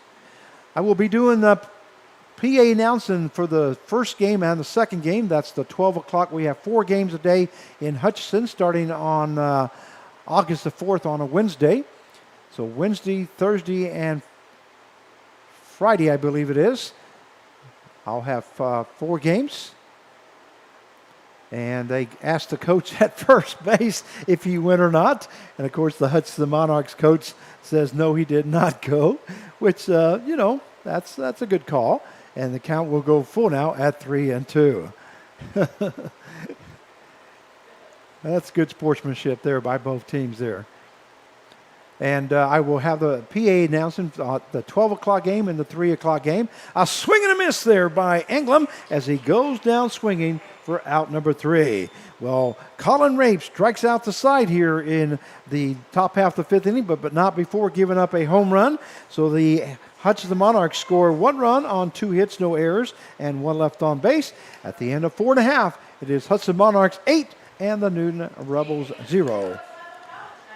And then I will take a break on the 6 o'clock game. Steve Carpenter will be calling will be on PA for the 6 o'clock game. And then on the 8:30 game, I will be doing play-by-play on live stream. That will happen for the first 3 or 4 days. And then Saturday and Sunday, Brett Hightower will be coming now over to Hutchinson. And we'll be doing some we'll be doing the PA announcing. Also Carpenter, and then Todd Hook will be calling the live stream for the first 2 games on the first 3 nights. And I may join him on Saturday and Sunday as he does the first 2 games on live stream. I haven't talked to him yet, but with a little arm twisting, we may be able to do that. And I will call the 8:30 games on Saturday and Sunday on live stream. And then we go to Wichita, Kansas for the ball games. And we'll give you those schedules on what we'll be doing there when we get them. So we go to the bottom half of the 5th inning. Jake Gibbs, are you ready to come over here for a second?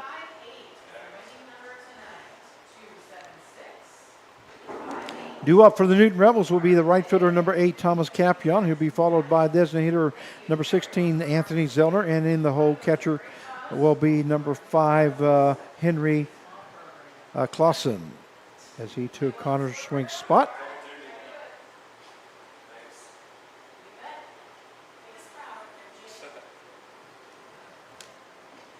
Okay, we're going to be joined here by Assistant General Manager Jake Gibbs. And the reason I wanted to put you on, Jake, is because it's your birthday today. Yep. Oops, you're not on the air. Oh. There you go.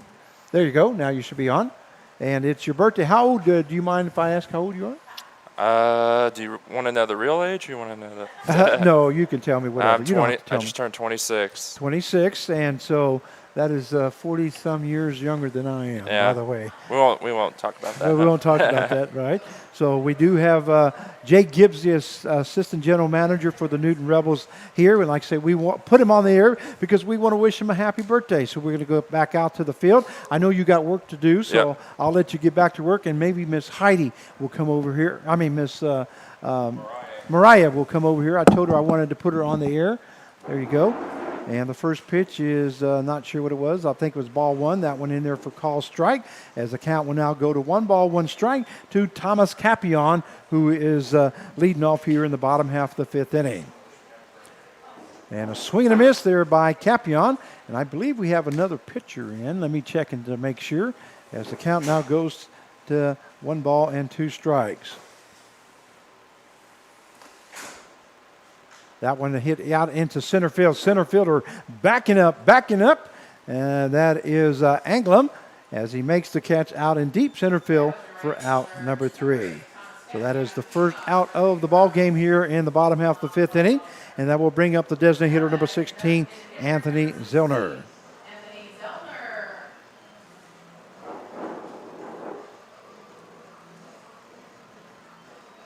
And I'm checking to see if we have changed pitchers or not. With Garrett DeHaas, I'm sorry, DeHaas.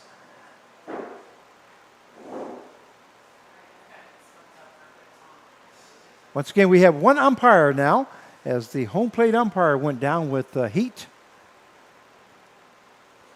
And it is still number 33 pitching, so DeHaas is still on the mound. First pitch misses outside for ball 1. One down here in the bottom half of the 5th. 8-0 the score in favor of Hutchinson. That one he lifted into the infield. Looks like DeHaas is calling for it. Now the third baseman will call him off. And making the catch is that third baseman, Breck Nowick, for out number 2. So we have 2 down now. And that will bring up the catcher number 5, Henry Clausen. Henry Clausen.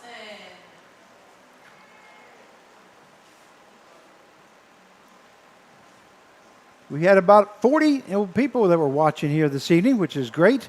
We know we have Newton Rebels fans, but we also have Hutchinson Monarch fans, and we welcome you to the broadcast. My name is Frank Martinez, the play-by-play announcer for tonight's ball game. A swing and a miss there by Clausen, as the count will now go to no balls and 1 strike. Nobody on base. A swing and a miss there, check swing there by Clausen, as the count now goes to no balls and 2 strikes. And so far, Garrett DeHaas has a 2-hitter going here in the ball game. And here's the pitch by DeHaas. That one misses high, as the count will now go to 1 ball and 2 strikes. No runs, 2 hits for the Newton Rebels, and 8 runs, 7 hits by the Hudson Monarchs. That one misses high for ball 2. So 2-2 now the count to Henry Clausen here for the Newton Rebels, who came in to catch in the 4th inning. That one misses down low for ball 3. So full count now to Henry Clausen here in the bottom half of the 5th inning. Once again, if you are watching, you want your name on YouTube, don't forget to put something on live stream. I'll be more than glad to put you on the air and be part of history, as this it will be on YouTube forever, ever. Your grandkids can watch this and hear your name being announced. That one misses high for ball 4. Henry Clausen will be on at first base now on a base on balls, and that will bring up the third baseman number 35, Tysick Nolan. So Tysick Nolan now up with a runner on at first base and 2 down here in the bottom half of the 5th inning.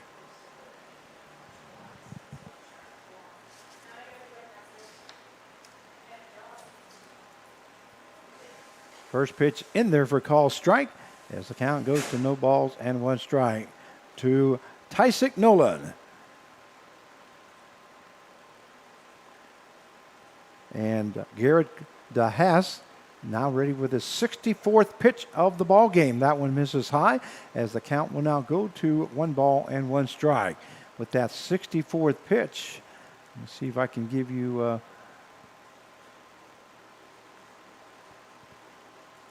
how many balls and strikes. That one gets away from the catcher, and moving over to second base is Henry Clausen, as the count goes to 2 balls and 1 strike.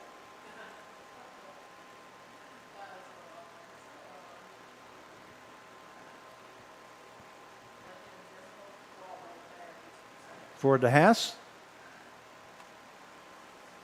a total of 65 pitches.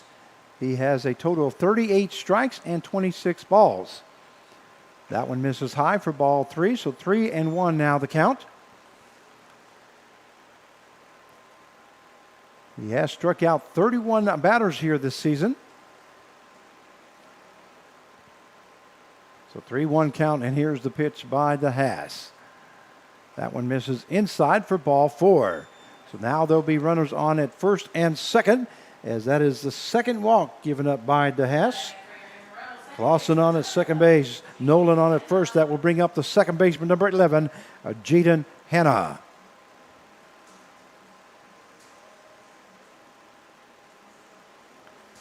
Once again, we hope you're enjoying the broadcast here tonight.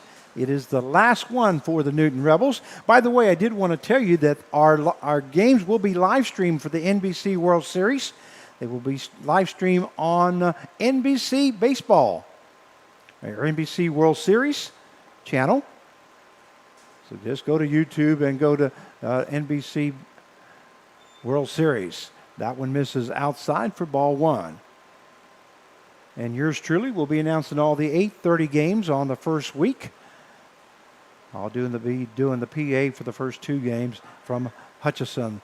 Hobart Detterfield. That one a swing and a miss there by Henna, as the count will now go to 1-1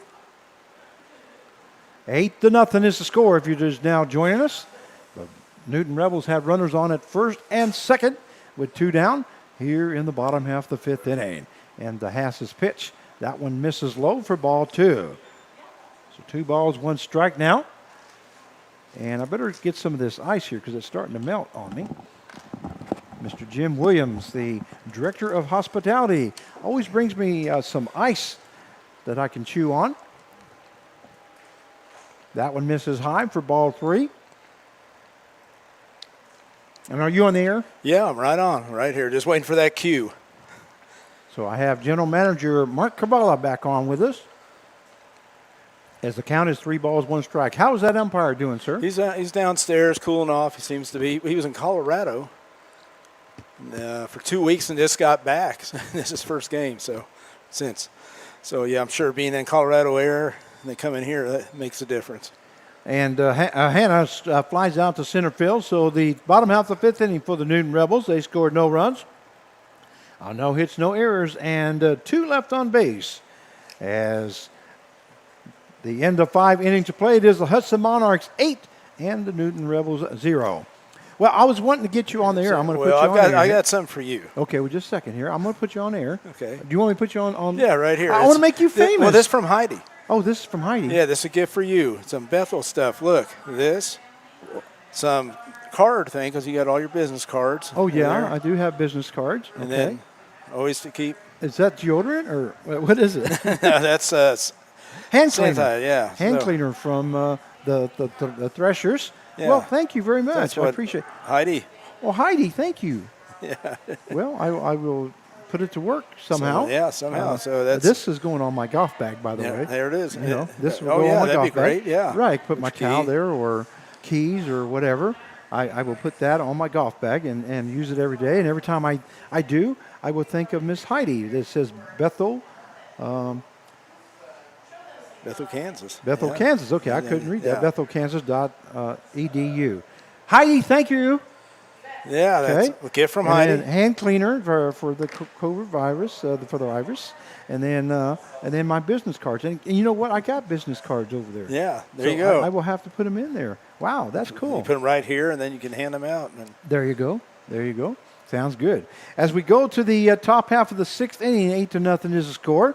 And Bethel College night here tonight in Newton, Kansas. It's great having the president and the AD here and getting to talk to him. And I mean, it sounded like you had a good interview with him. I had Dr. John Gehring, the president of Bethel College, and then the athletic director, Tony Hops. And we talked a lot about their college and what they could get to recruit. Hopefully that gives them a chance to recruit some. Yeah, they've done some great things. I mean, one of the greatest is hiring Heidi right there, I think. That's right there, and then having Brooke. I mean, we're connected right now with Bethel. Dr. John Gehring mentioned Heidi about hiring her, and a great addition to the Threshers. And I told him that she does a fine job here for us. We're going to go back out the field as we go to the top half of the 6th inning. Due up, that's the hitter number 31, Travis Perry, because I'm sure the Perrys would like to see their son or their grandson. As Teresa Perry, there he is. That's Travis up at the plate now. Just So thinking, That Yeah. one was fouled off. Sorry about that. Sorry, no, sorry. I was going to say you got a couple of celebrities here with you and Heidi up here, so that's Well- how I feel. It feels very Yeah, honored. but I don't- I'm very honored. I don't think Heidi has a poster. Stop it, she says. She doesn't want to talk Okay. about posters. Okay, we won't go there then. No. That one is the ball one, so the count will even up now at 1 ball and 1 strike. Breaking ball just misses high as the count now goes to 2 balls and 1 strike. I was going to say, yeah, we don't want to mess around here with Heidi. She's a lot smarter than we are. Oh, a lot smarter. She's a doctor, you know, Yeah. I mean, doctorate. So, I mean, hey, Is it Dr. Heidi? yes, it is Dr. It Heidi. is Dr. Heidi. Well, I apologize. I didn't know that. I would have been calling you Dr. Heidi. I had an aunt that was Dr. Connie Blake, and every time I talked to her, I always called her doctor because I know the hard work that she put Yeah. in. Oh, yeah. And she was the very first one in our whole family to become a doctor. So I apologize about that, Dr. Heidi. And I've known Heidi for a long time, and I know she's been working hard on it. So That for one many years. misses outside for ball 4. So going over to first base will be Travis Perry as he reaches on ball 4.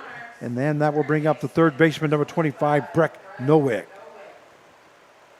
That is the third walk given up to Travis Perry here tonight.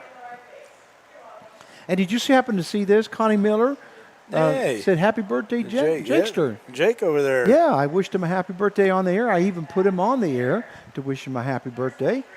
So I sometimes don't get on Facebook and Maybe we could say, have the crowd sing happy birthday for him. oh Lordy, what mercy!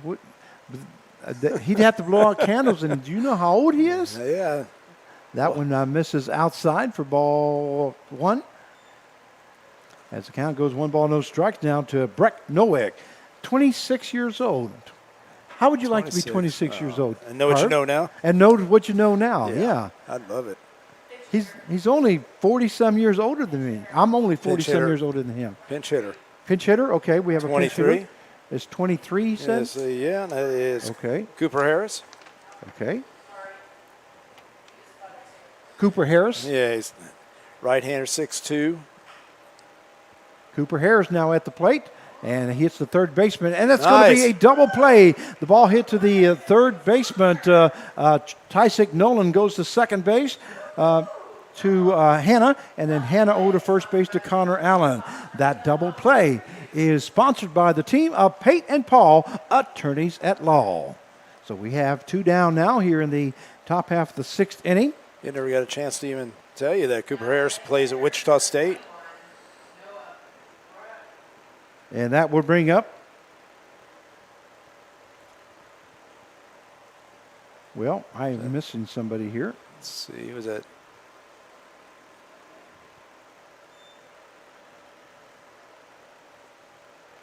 See right now, I'm not. I can't tell who's up. Is that Noah Greasy? I'm not sure. I think it's Noah Greasy, isn't it?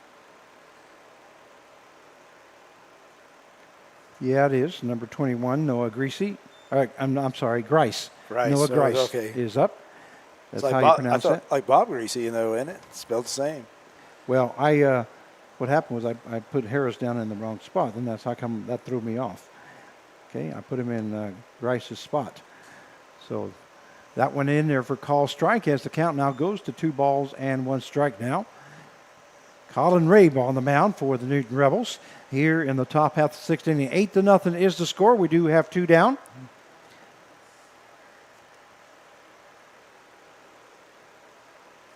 Nice pitch.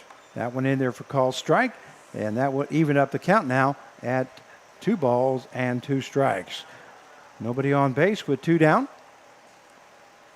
Yeah, Rabe, like I said, he's one of the guys that improved also from that first couple of weeks of the season. And 2-2 pitch here by Rabe. Breaking ball just misses outside, and that will take the count now to full at 3-2. I have Carl Hodges down there. He's with the umpire too. You know, Carl's. Yeah, Carl Hodges. He's a fireman. And Well, I would be too because it's nice and cold down in the coach's room. yeah. Carl said, "Yeah, I'll go down there." That one hit hard into left field. That's going to a great effort there by the left fielder, but not able to come up with it is Aiden Corrigan, as that falls in for a base hit by Ricky. Noah Grice. I was gonna as say he Ricky records his Hockett second out hit of there. the game. That was almost a great play by Hockett. Oh, is that Hockett Yeah, it's now? Hockett out there on the left. Okay, they changed them on me then. That is the 8th hit of the ball game now for the Hudson Monarchs.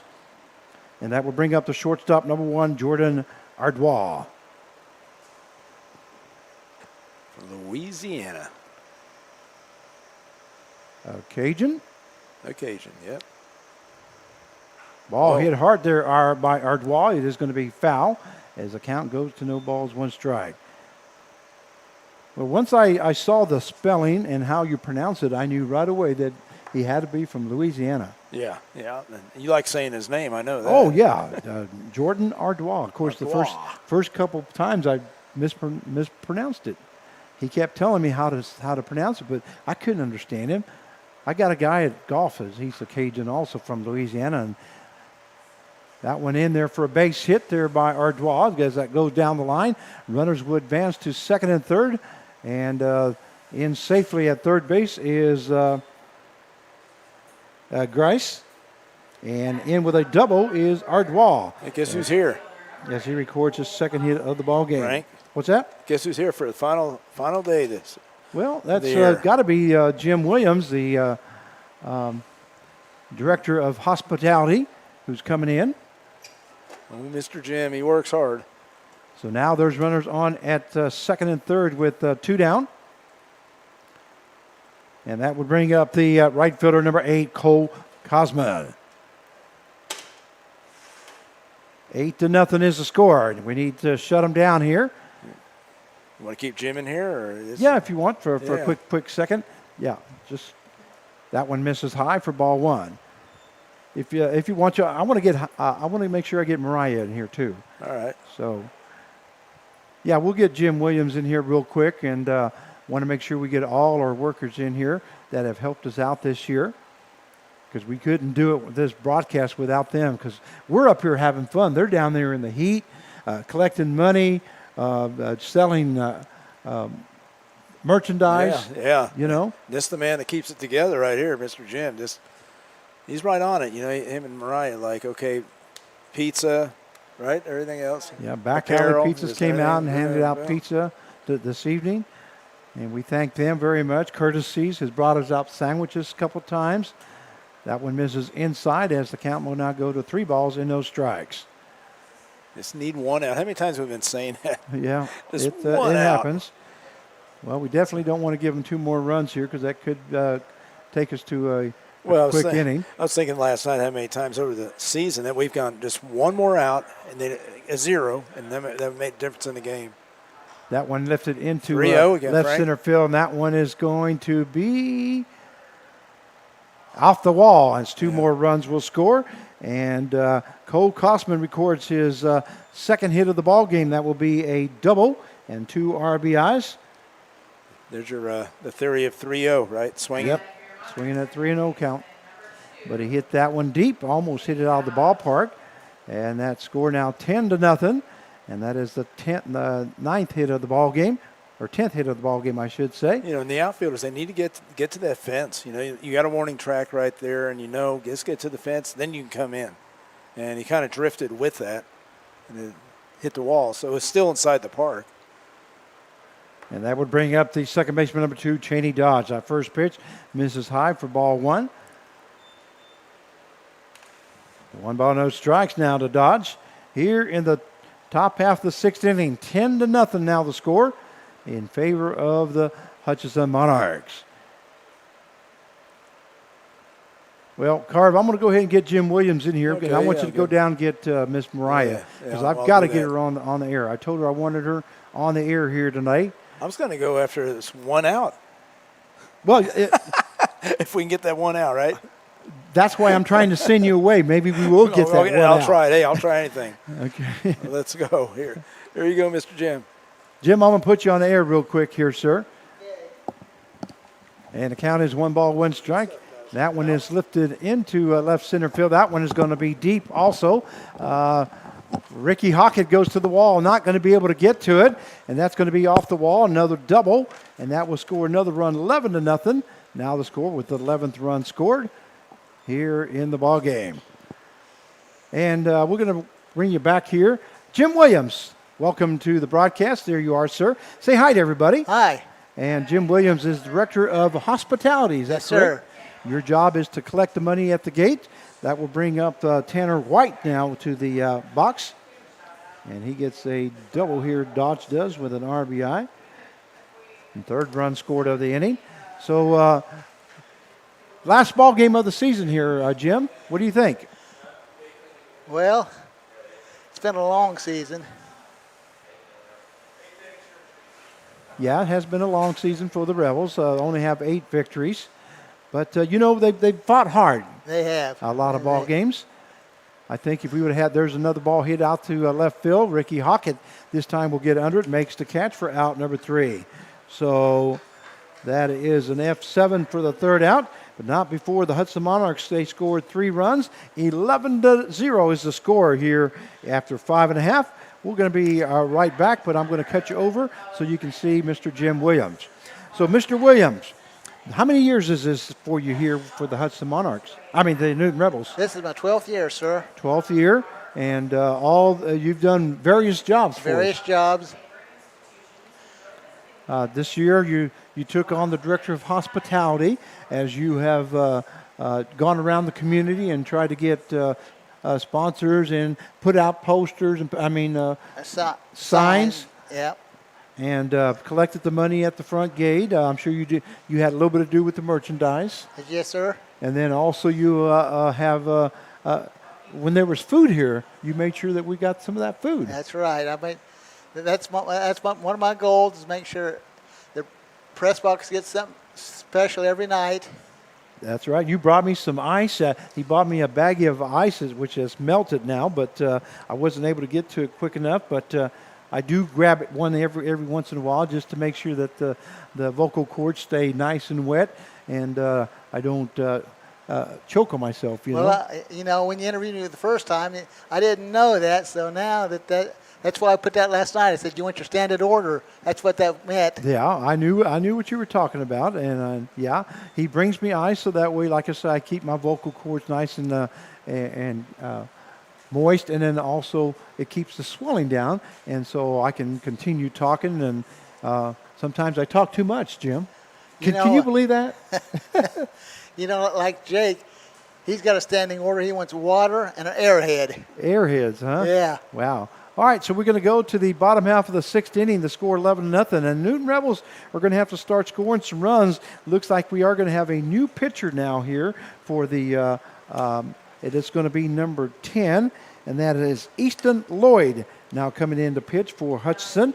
He is a 5'9", 160-pounder from San Houston State out of Marshall, Texas. So we're going to take you back out to the field here. And once again, now number 10 is pitching for the Hutchinson Monarchs. And try to get final numbers there for Garrett Haas, correction. And let me take you there for the Monarchs. As he goes a total of 5 innings, gives up 2 hits, no runs, 3 base on balls. He struck out 6 as he faced 18 batters. So Garrett DeHaas has now finished, and now coming in is number 10, Easton Lloyd. I'm going to write that down here before I forget. And it's L-O-Y-D, so I hope I'm pronouncing that right, Lloyd. And now up for the Newton Rebels is the shortstop, number 1, Andrew Brotman. Count goes to 1 ball, 1 strike now to Brotman, as we are in the bottom half of the 6th inning here. And I'm going to want to interview Miss Mariah, so somebody's going to have to go get her. And that one is not sure what happened there. But the pitcher is going into the dugout.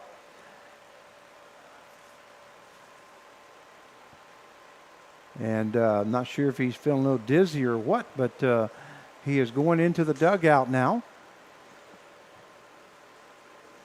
He can't be. He just started.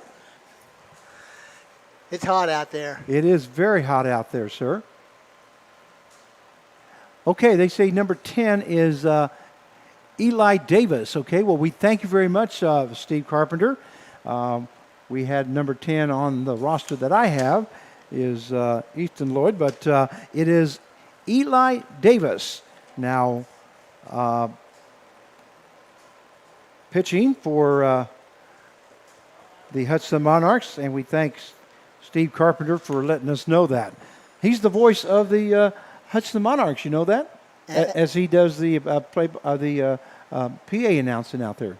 And the junior college. The junior college team, the Hudson Community College out there. Yeah.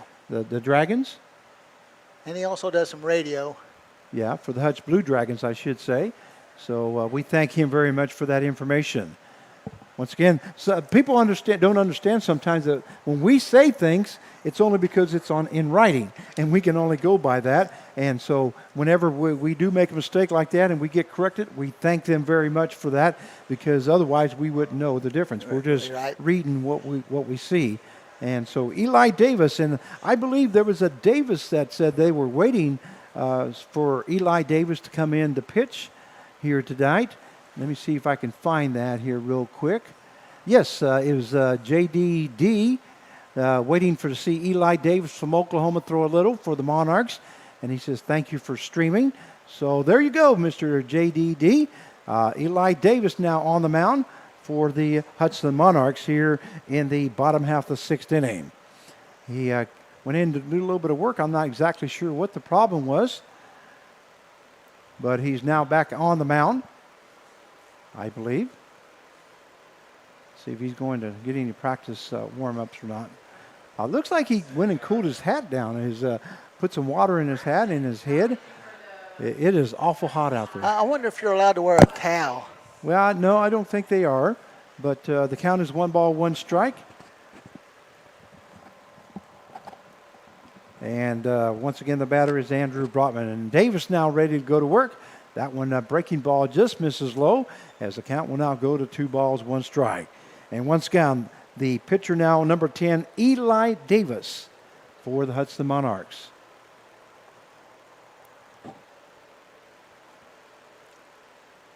Two and one to count to Brotman. Here's the pitch. That one misses outside for ball 3. Good eye there by Andrew Brotman. Brotman is 0 for 2 here tonight as he struck out the first time out and flew out to center field. Only the third time up here for Brotman. Here's the pitch by Davis. A swing and a miss there by Brotman as the count will now go full at 3-2.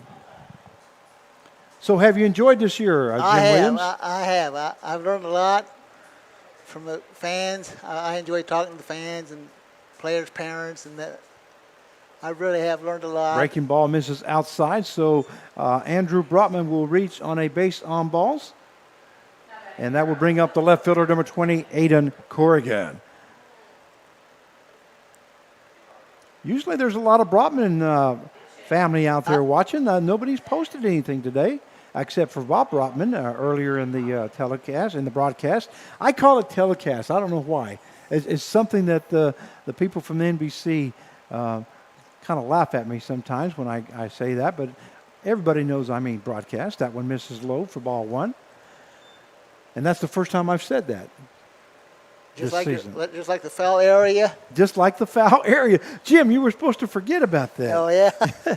Yeah, we don't remember stuff like that. That one hits the outside corner as the count now goes to 1-1 strike. And there's Miss Mariah. Finally, she comes up here. Mariah, you're going to get on air with me this next inning here, between innings, okay? And here's the pitch now. That one is fouled off there by, it's not Corrigan. I forgot. That is Ricky Hockett. I forgot he took the spot of Aiden Corrigan. So Ricky Hockett up at the plate with a 1-2 count.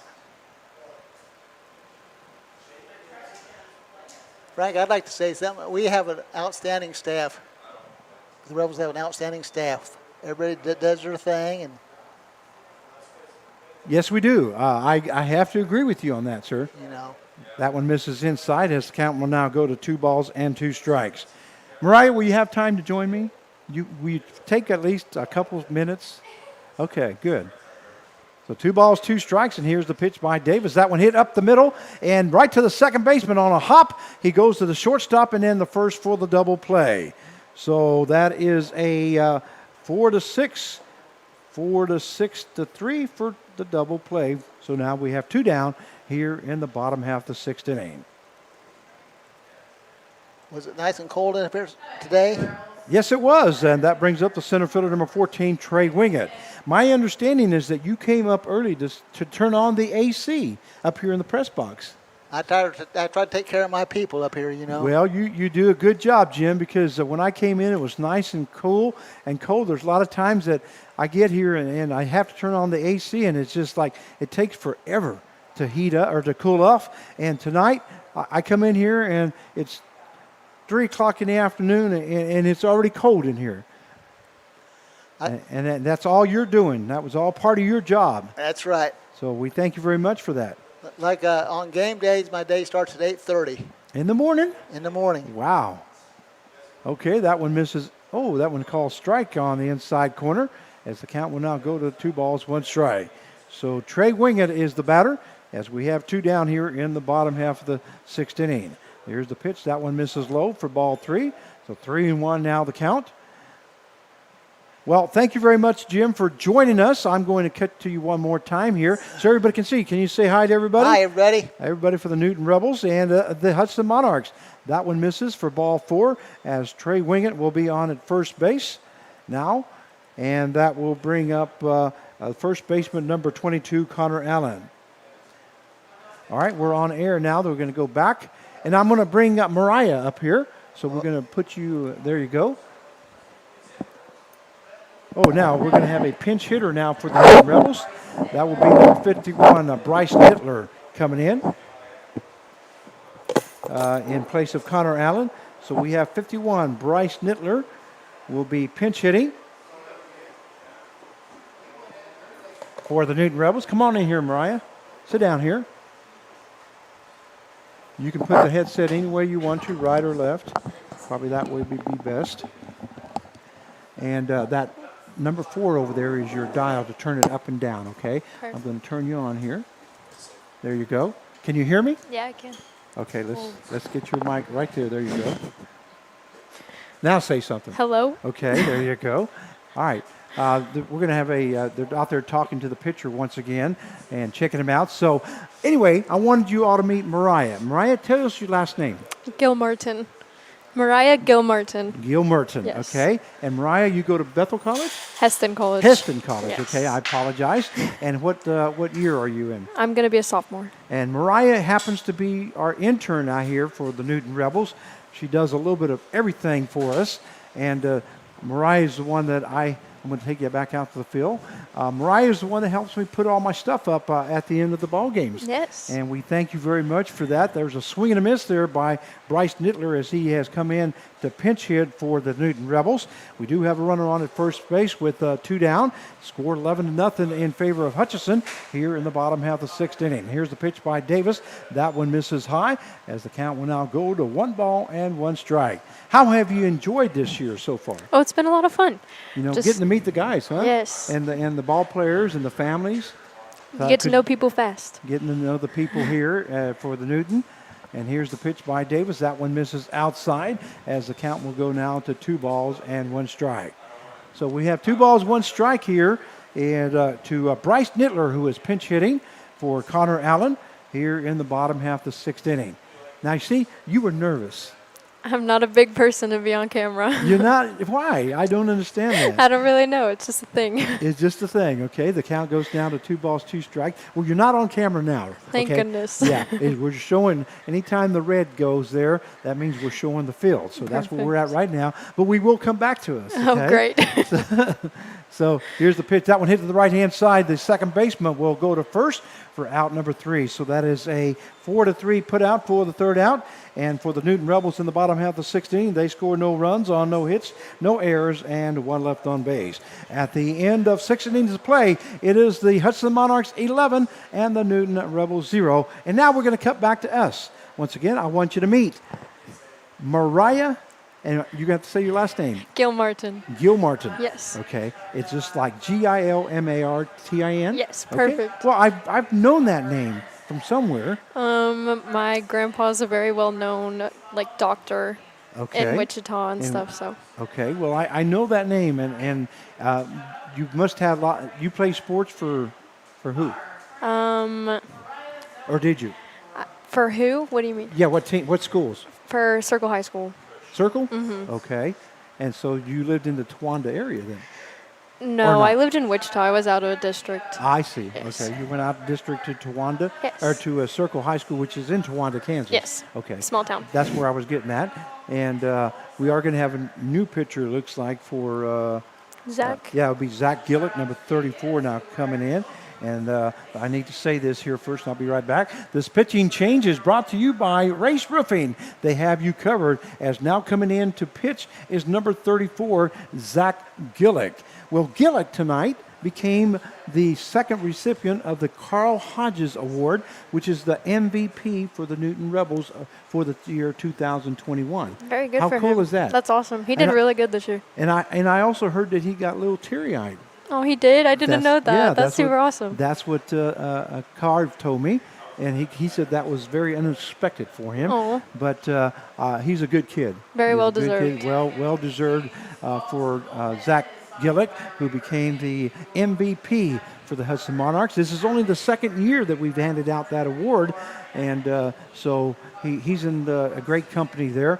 We're going to go back out the field. Is there anybody you want to say hi to? Because I know you got to get back to work. I don't think so. I You think don't I'm think good. you don't have any friends? Hello to everybody in the Newton family. There you go. How about your family?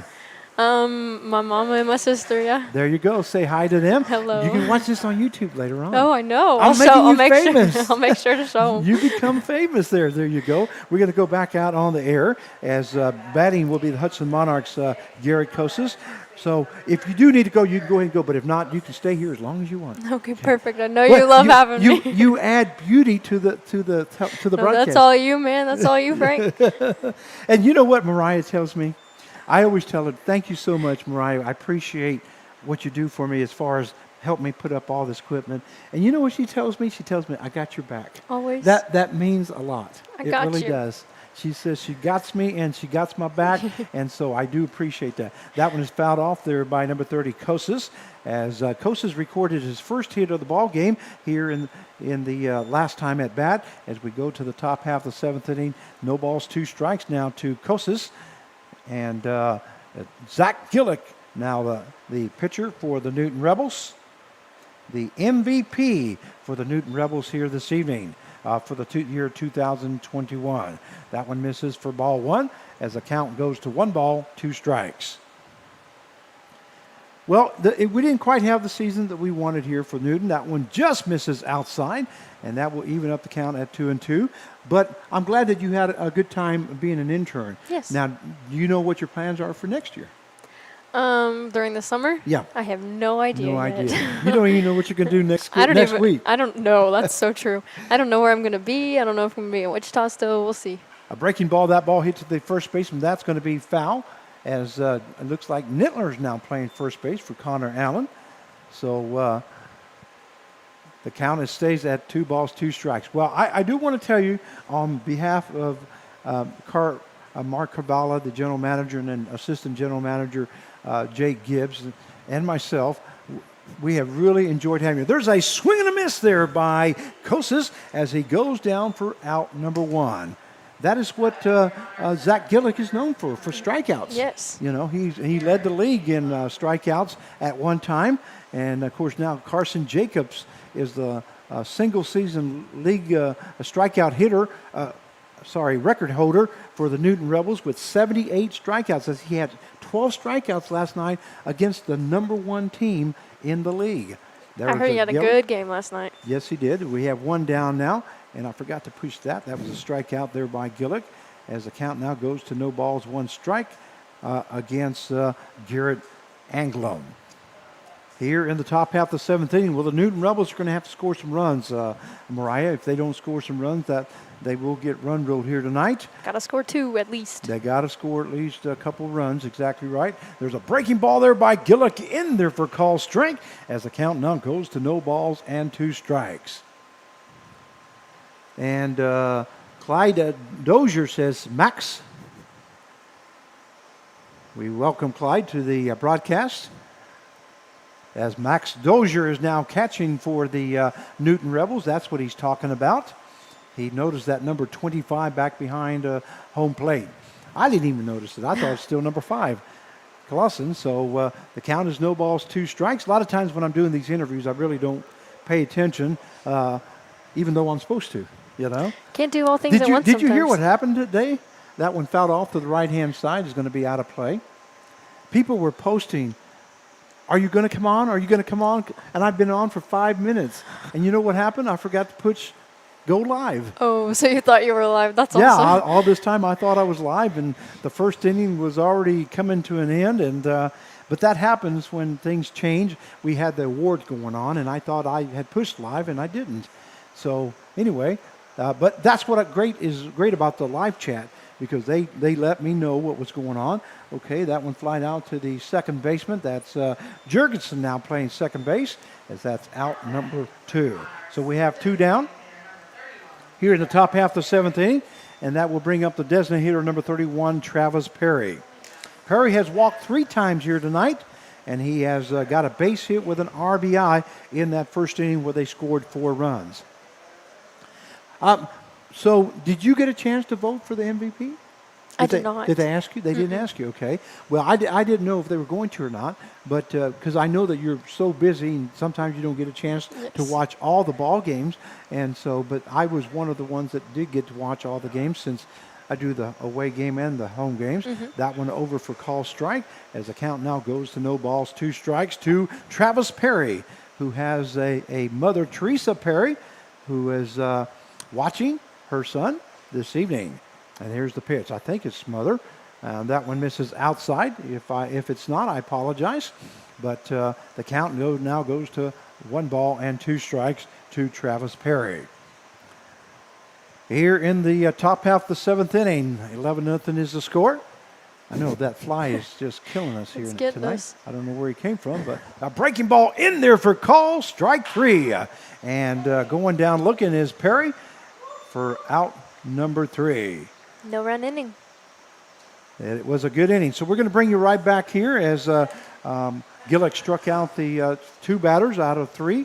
And once again, we have Mariah Decided to stay. Gil Martin. Yes. Yeah, she decided to stay, which is great. You see, now you're used to being on TV. I don't know about used to it, but But you're getting used to it, right? only if it's with you, man. Okay, there you go. There you go. Yeah, it's nothing. You just got to forget about it. We know that there's a camera there and all this stuff, and people are hearing you. You know, there was 40 viewers here earlier. Now we have 35 viewers, and so they're going to tell people, and then your family's going to tell people. And have you ever gone back and watched one of these broadcasts? Yeah. At all? Well, you'll see 280 some views or 900 and some views. You know. Well, thank goodness there's not that many right now.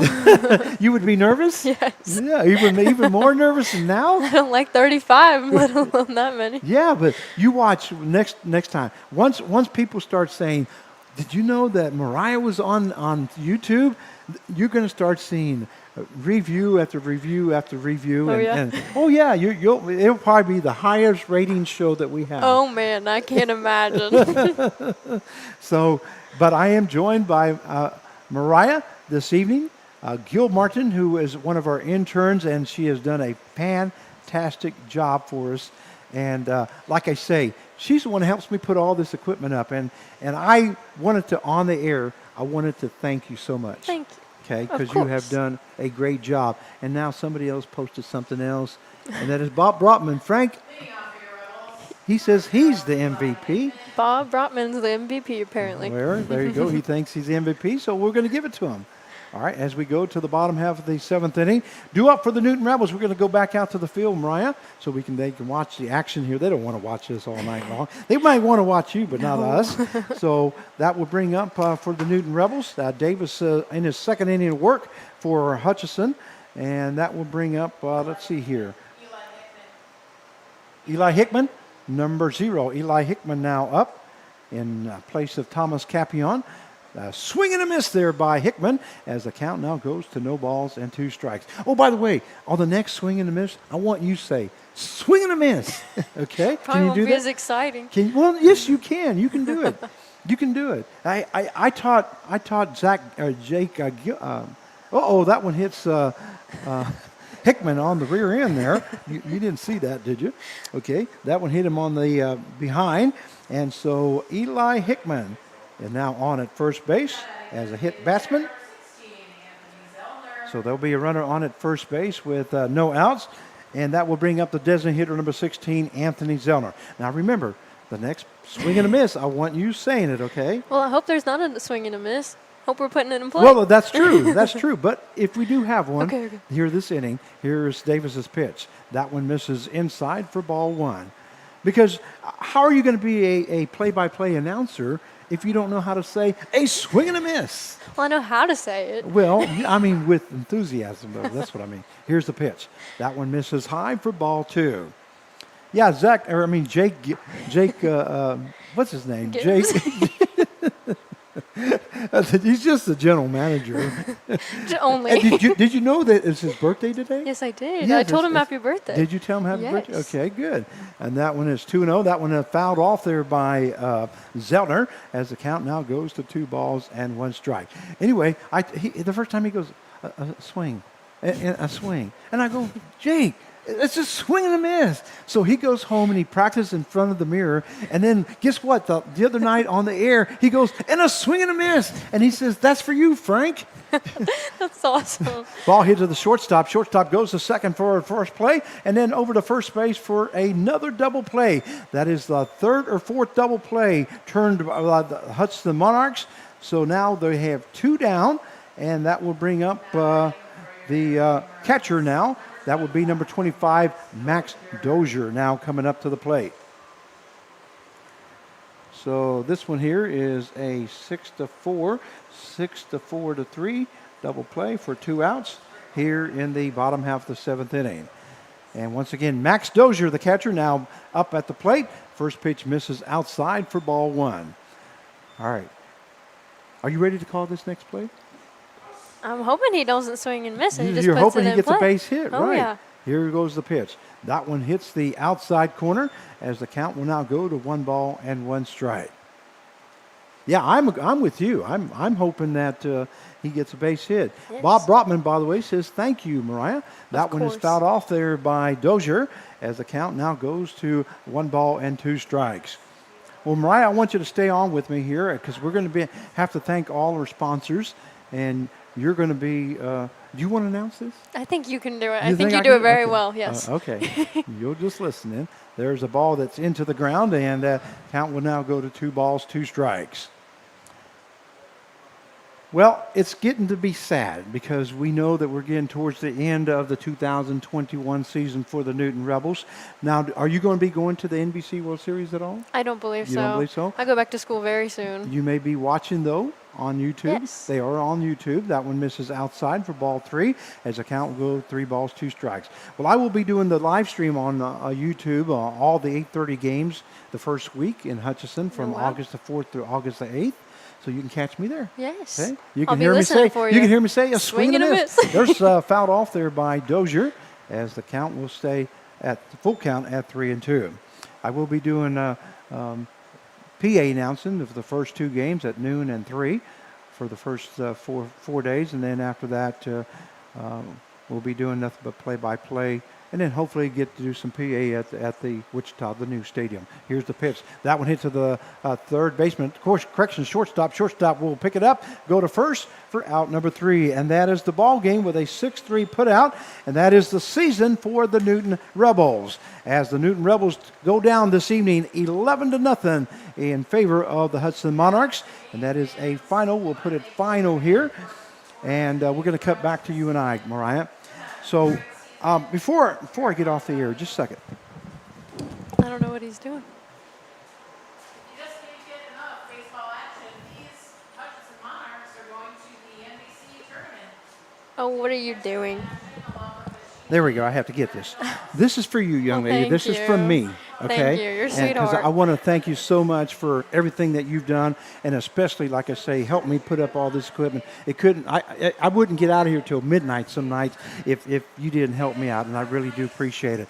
By the way, all you fans out there, I want to tell you guys, thank you so much. We thank you very much for watching Newton Rebels baseball all season long. But all this wouldn't be possible without our sponsors, so we got to make sure that we thank our sponsors. Double plays are sponsored by the team of Peyton Paul, attorneys at law. Doubles are sponsored by Cobra Enterprise, Store and Stuff, and Realty Connections. Plays at the plate. The plays at the plate are sponsored by the Colonel Tim Mahler family and out of the Kansas Guard. Your home team, always ready, always there. Pitching changes this evening, and all season long, we're sponsored by Ray's Roofing. They have you covered. Home runs this year were sponsored by the John Odeman family, proud friends of the Newton Rebels. Also, great plays are players of the game, which you did. You would go out and get our players and bring them in, and they are sponsored by the Carl Hodges and family. The Rebels tradition continues since the year 2000.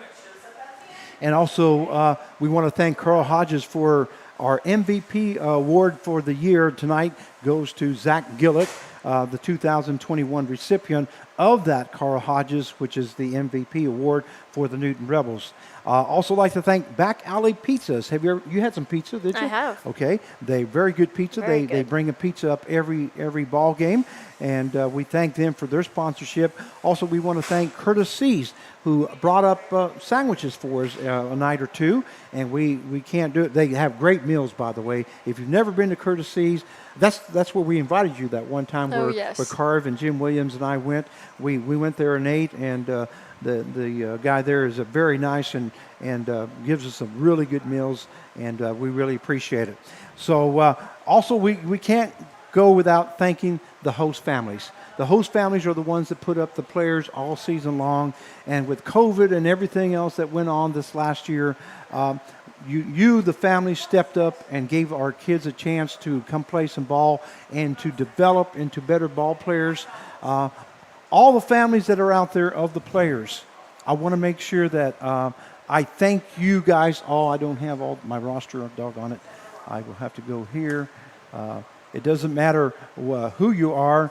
I want to make sure that we thank every single one of our parents that played for us this year. I'm going to go just down the line.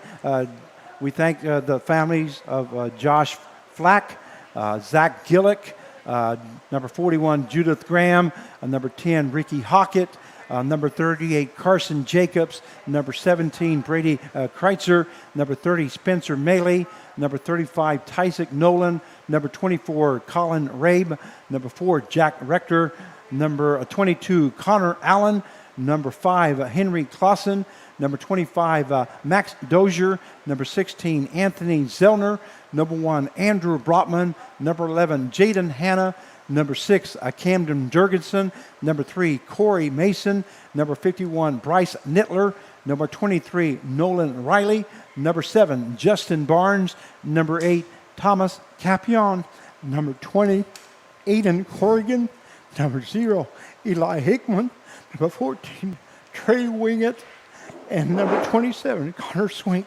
We thank you very much for joining us all season long. We hope you enjoyed the broadcast. The reason I get very emotional about this is because I get to know the kids, and we do this for them. I mean, it would not be possible I got to break away. It would not be possible to do it without the sponsorship and these kids giving 110%. I got to know Thomas Capion very personally, and as you notice, I got very emotional with him because he is just an outstanding human being. He's very sweet. Very He's a sweet, good guy. very special. The family is very special, and I wanted to make sure that I announced every single ball player. Heidi, come here for a second, please. Come here. I got to get Heidi on. Gotta get Zoe And too. I apologize. I apologize for getting emotional like that. But It always gets that way at the end of the season. This is Heidi. She's our PA announcer, and also she works at Bethel College. And Heidi, we thank you so much for all your service and your job here this year. We couldn't do it without all our volunteers. So all you families out there that I just announced, we thank you very much. We hope you enjoyed the broadcast. The season wasn't what we wanted it to be here in Newton, but we hope that we made your kids better. And that is the big thing. Because once they get better, then that makes our team better. You know, it's that simple. You know, I want to thank Jake Gibbs, the assistant general manager, Carvala, our general manager, for allowing us to do this. We wouldn't be able to do this without them. And then, of course, all our sponsors that we named, we wouldn't be able to do this. But like I say, the volunteers doing your job down below allows us to do our job up above here. And we're all a team. So when I made that mistake by not going live, you made that mistake right along with me. I'll take it. You'll take it, okay? So anyway, we thank all those families. For those of you watching from the Hutchinson Monarchs to the Newton Rebels, we want to wish the Hutchinson Monarchs good luck on their season at the NBC. We hope you represent the Sunflower Collegiate League well, and we congratulate you on your second consecutive championship of the Sunflower Collegiate League. To Mark Blackham, happy birthday, by the way, Mark. And to the Hutchinson Monarchs, congratulations on your season. And we wish you and your fans good luck at the NBC World Series. Well, that's going to be it. We're not going to have a player of the game. But Mariah, thank you so much. Of course. You've been a doll to work with. And for all that you do for us, we thank you very much. And fans, that's it for the Newton Rebels baseball. Don't forget, you can catch me on the NBC World Series, as I'll be doing a live stream from the Hutchinson Monarchs, Phil Hobart Detter Phil. I'll be broadcasting all the 8:30 games, but I will be on PA the first two games at 12 o'clock and the 3 o'clock. So you can catch me there at the NBC World Series as I do my 27th year of the NBC World Series. Man, that's awesome. Yeah, that is. I really enjoy it. There's some people out there that are saying things. Let's They're all see here. thanking you. Yeah, Bob. Bob Brotman says thank you, Mariah. Bob Brotman also says thank you, Frank. Mike Mandarino says Frank, you are the best, and put a lot of time and effort into this year. And we thank you. Mike Mandarino, of course, is our pitching coach, and so we thank him very much. And that's going to be it for us. You've been watching Newton Rebels baseball, and we hope that you come back next year to watch some Newton Rebels baseball. And we hope to have a better product out on the field for you next year, and get us some more wins. So this is Frank Martinez, the voice of the Newton Rebels baseball. You've been watching Newton Rebels baseball, saying goodbye for this year. We will see you next year. Mariah, say bye to everybody. Bye, everybody. Okay, and once again, you've been watching Newton Rebels baseball. We'll see you again, hopefully, sometime soon.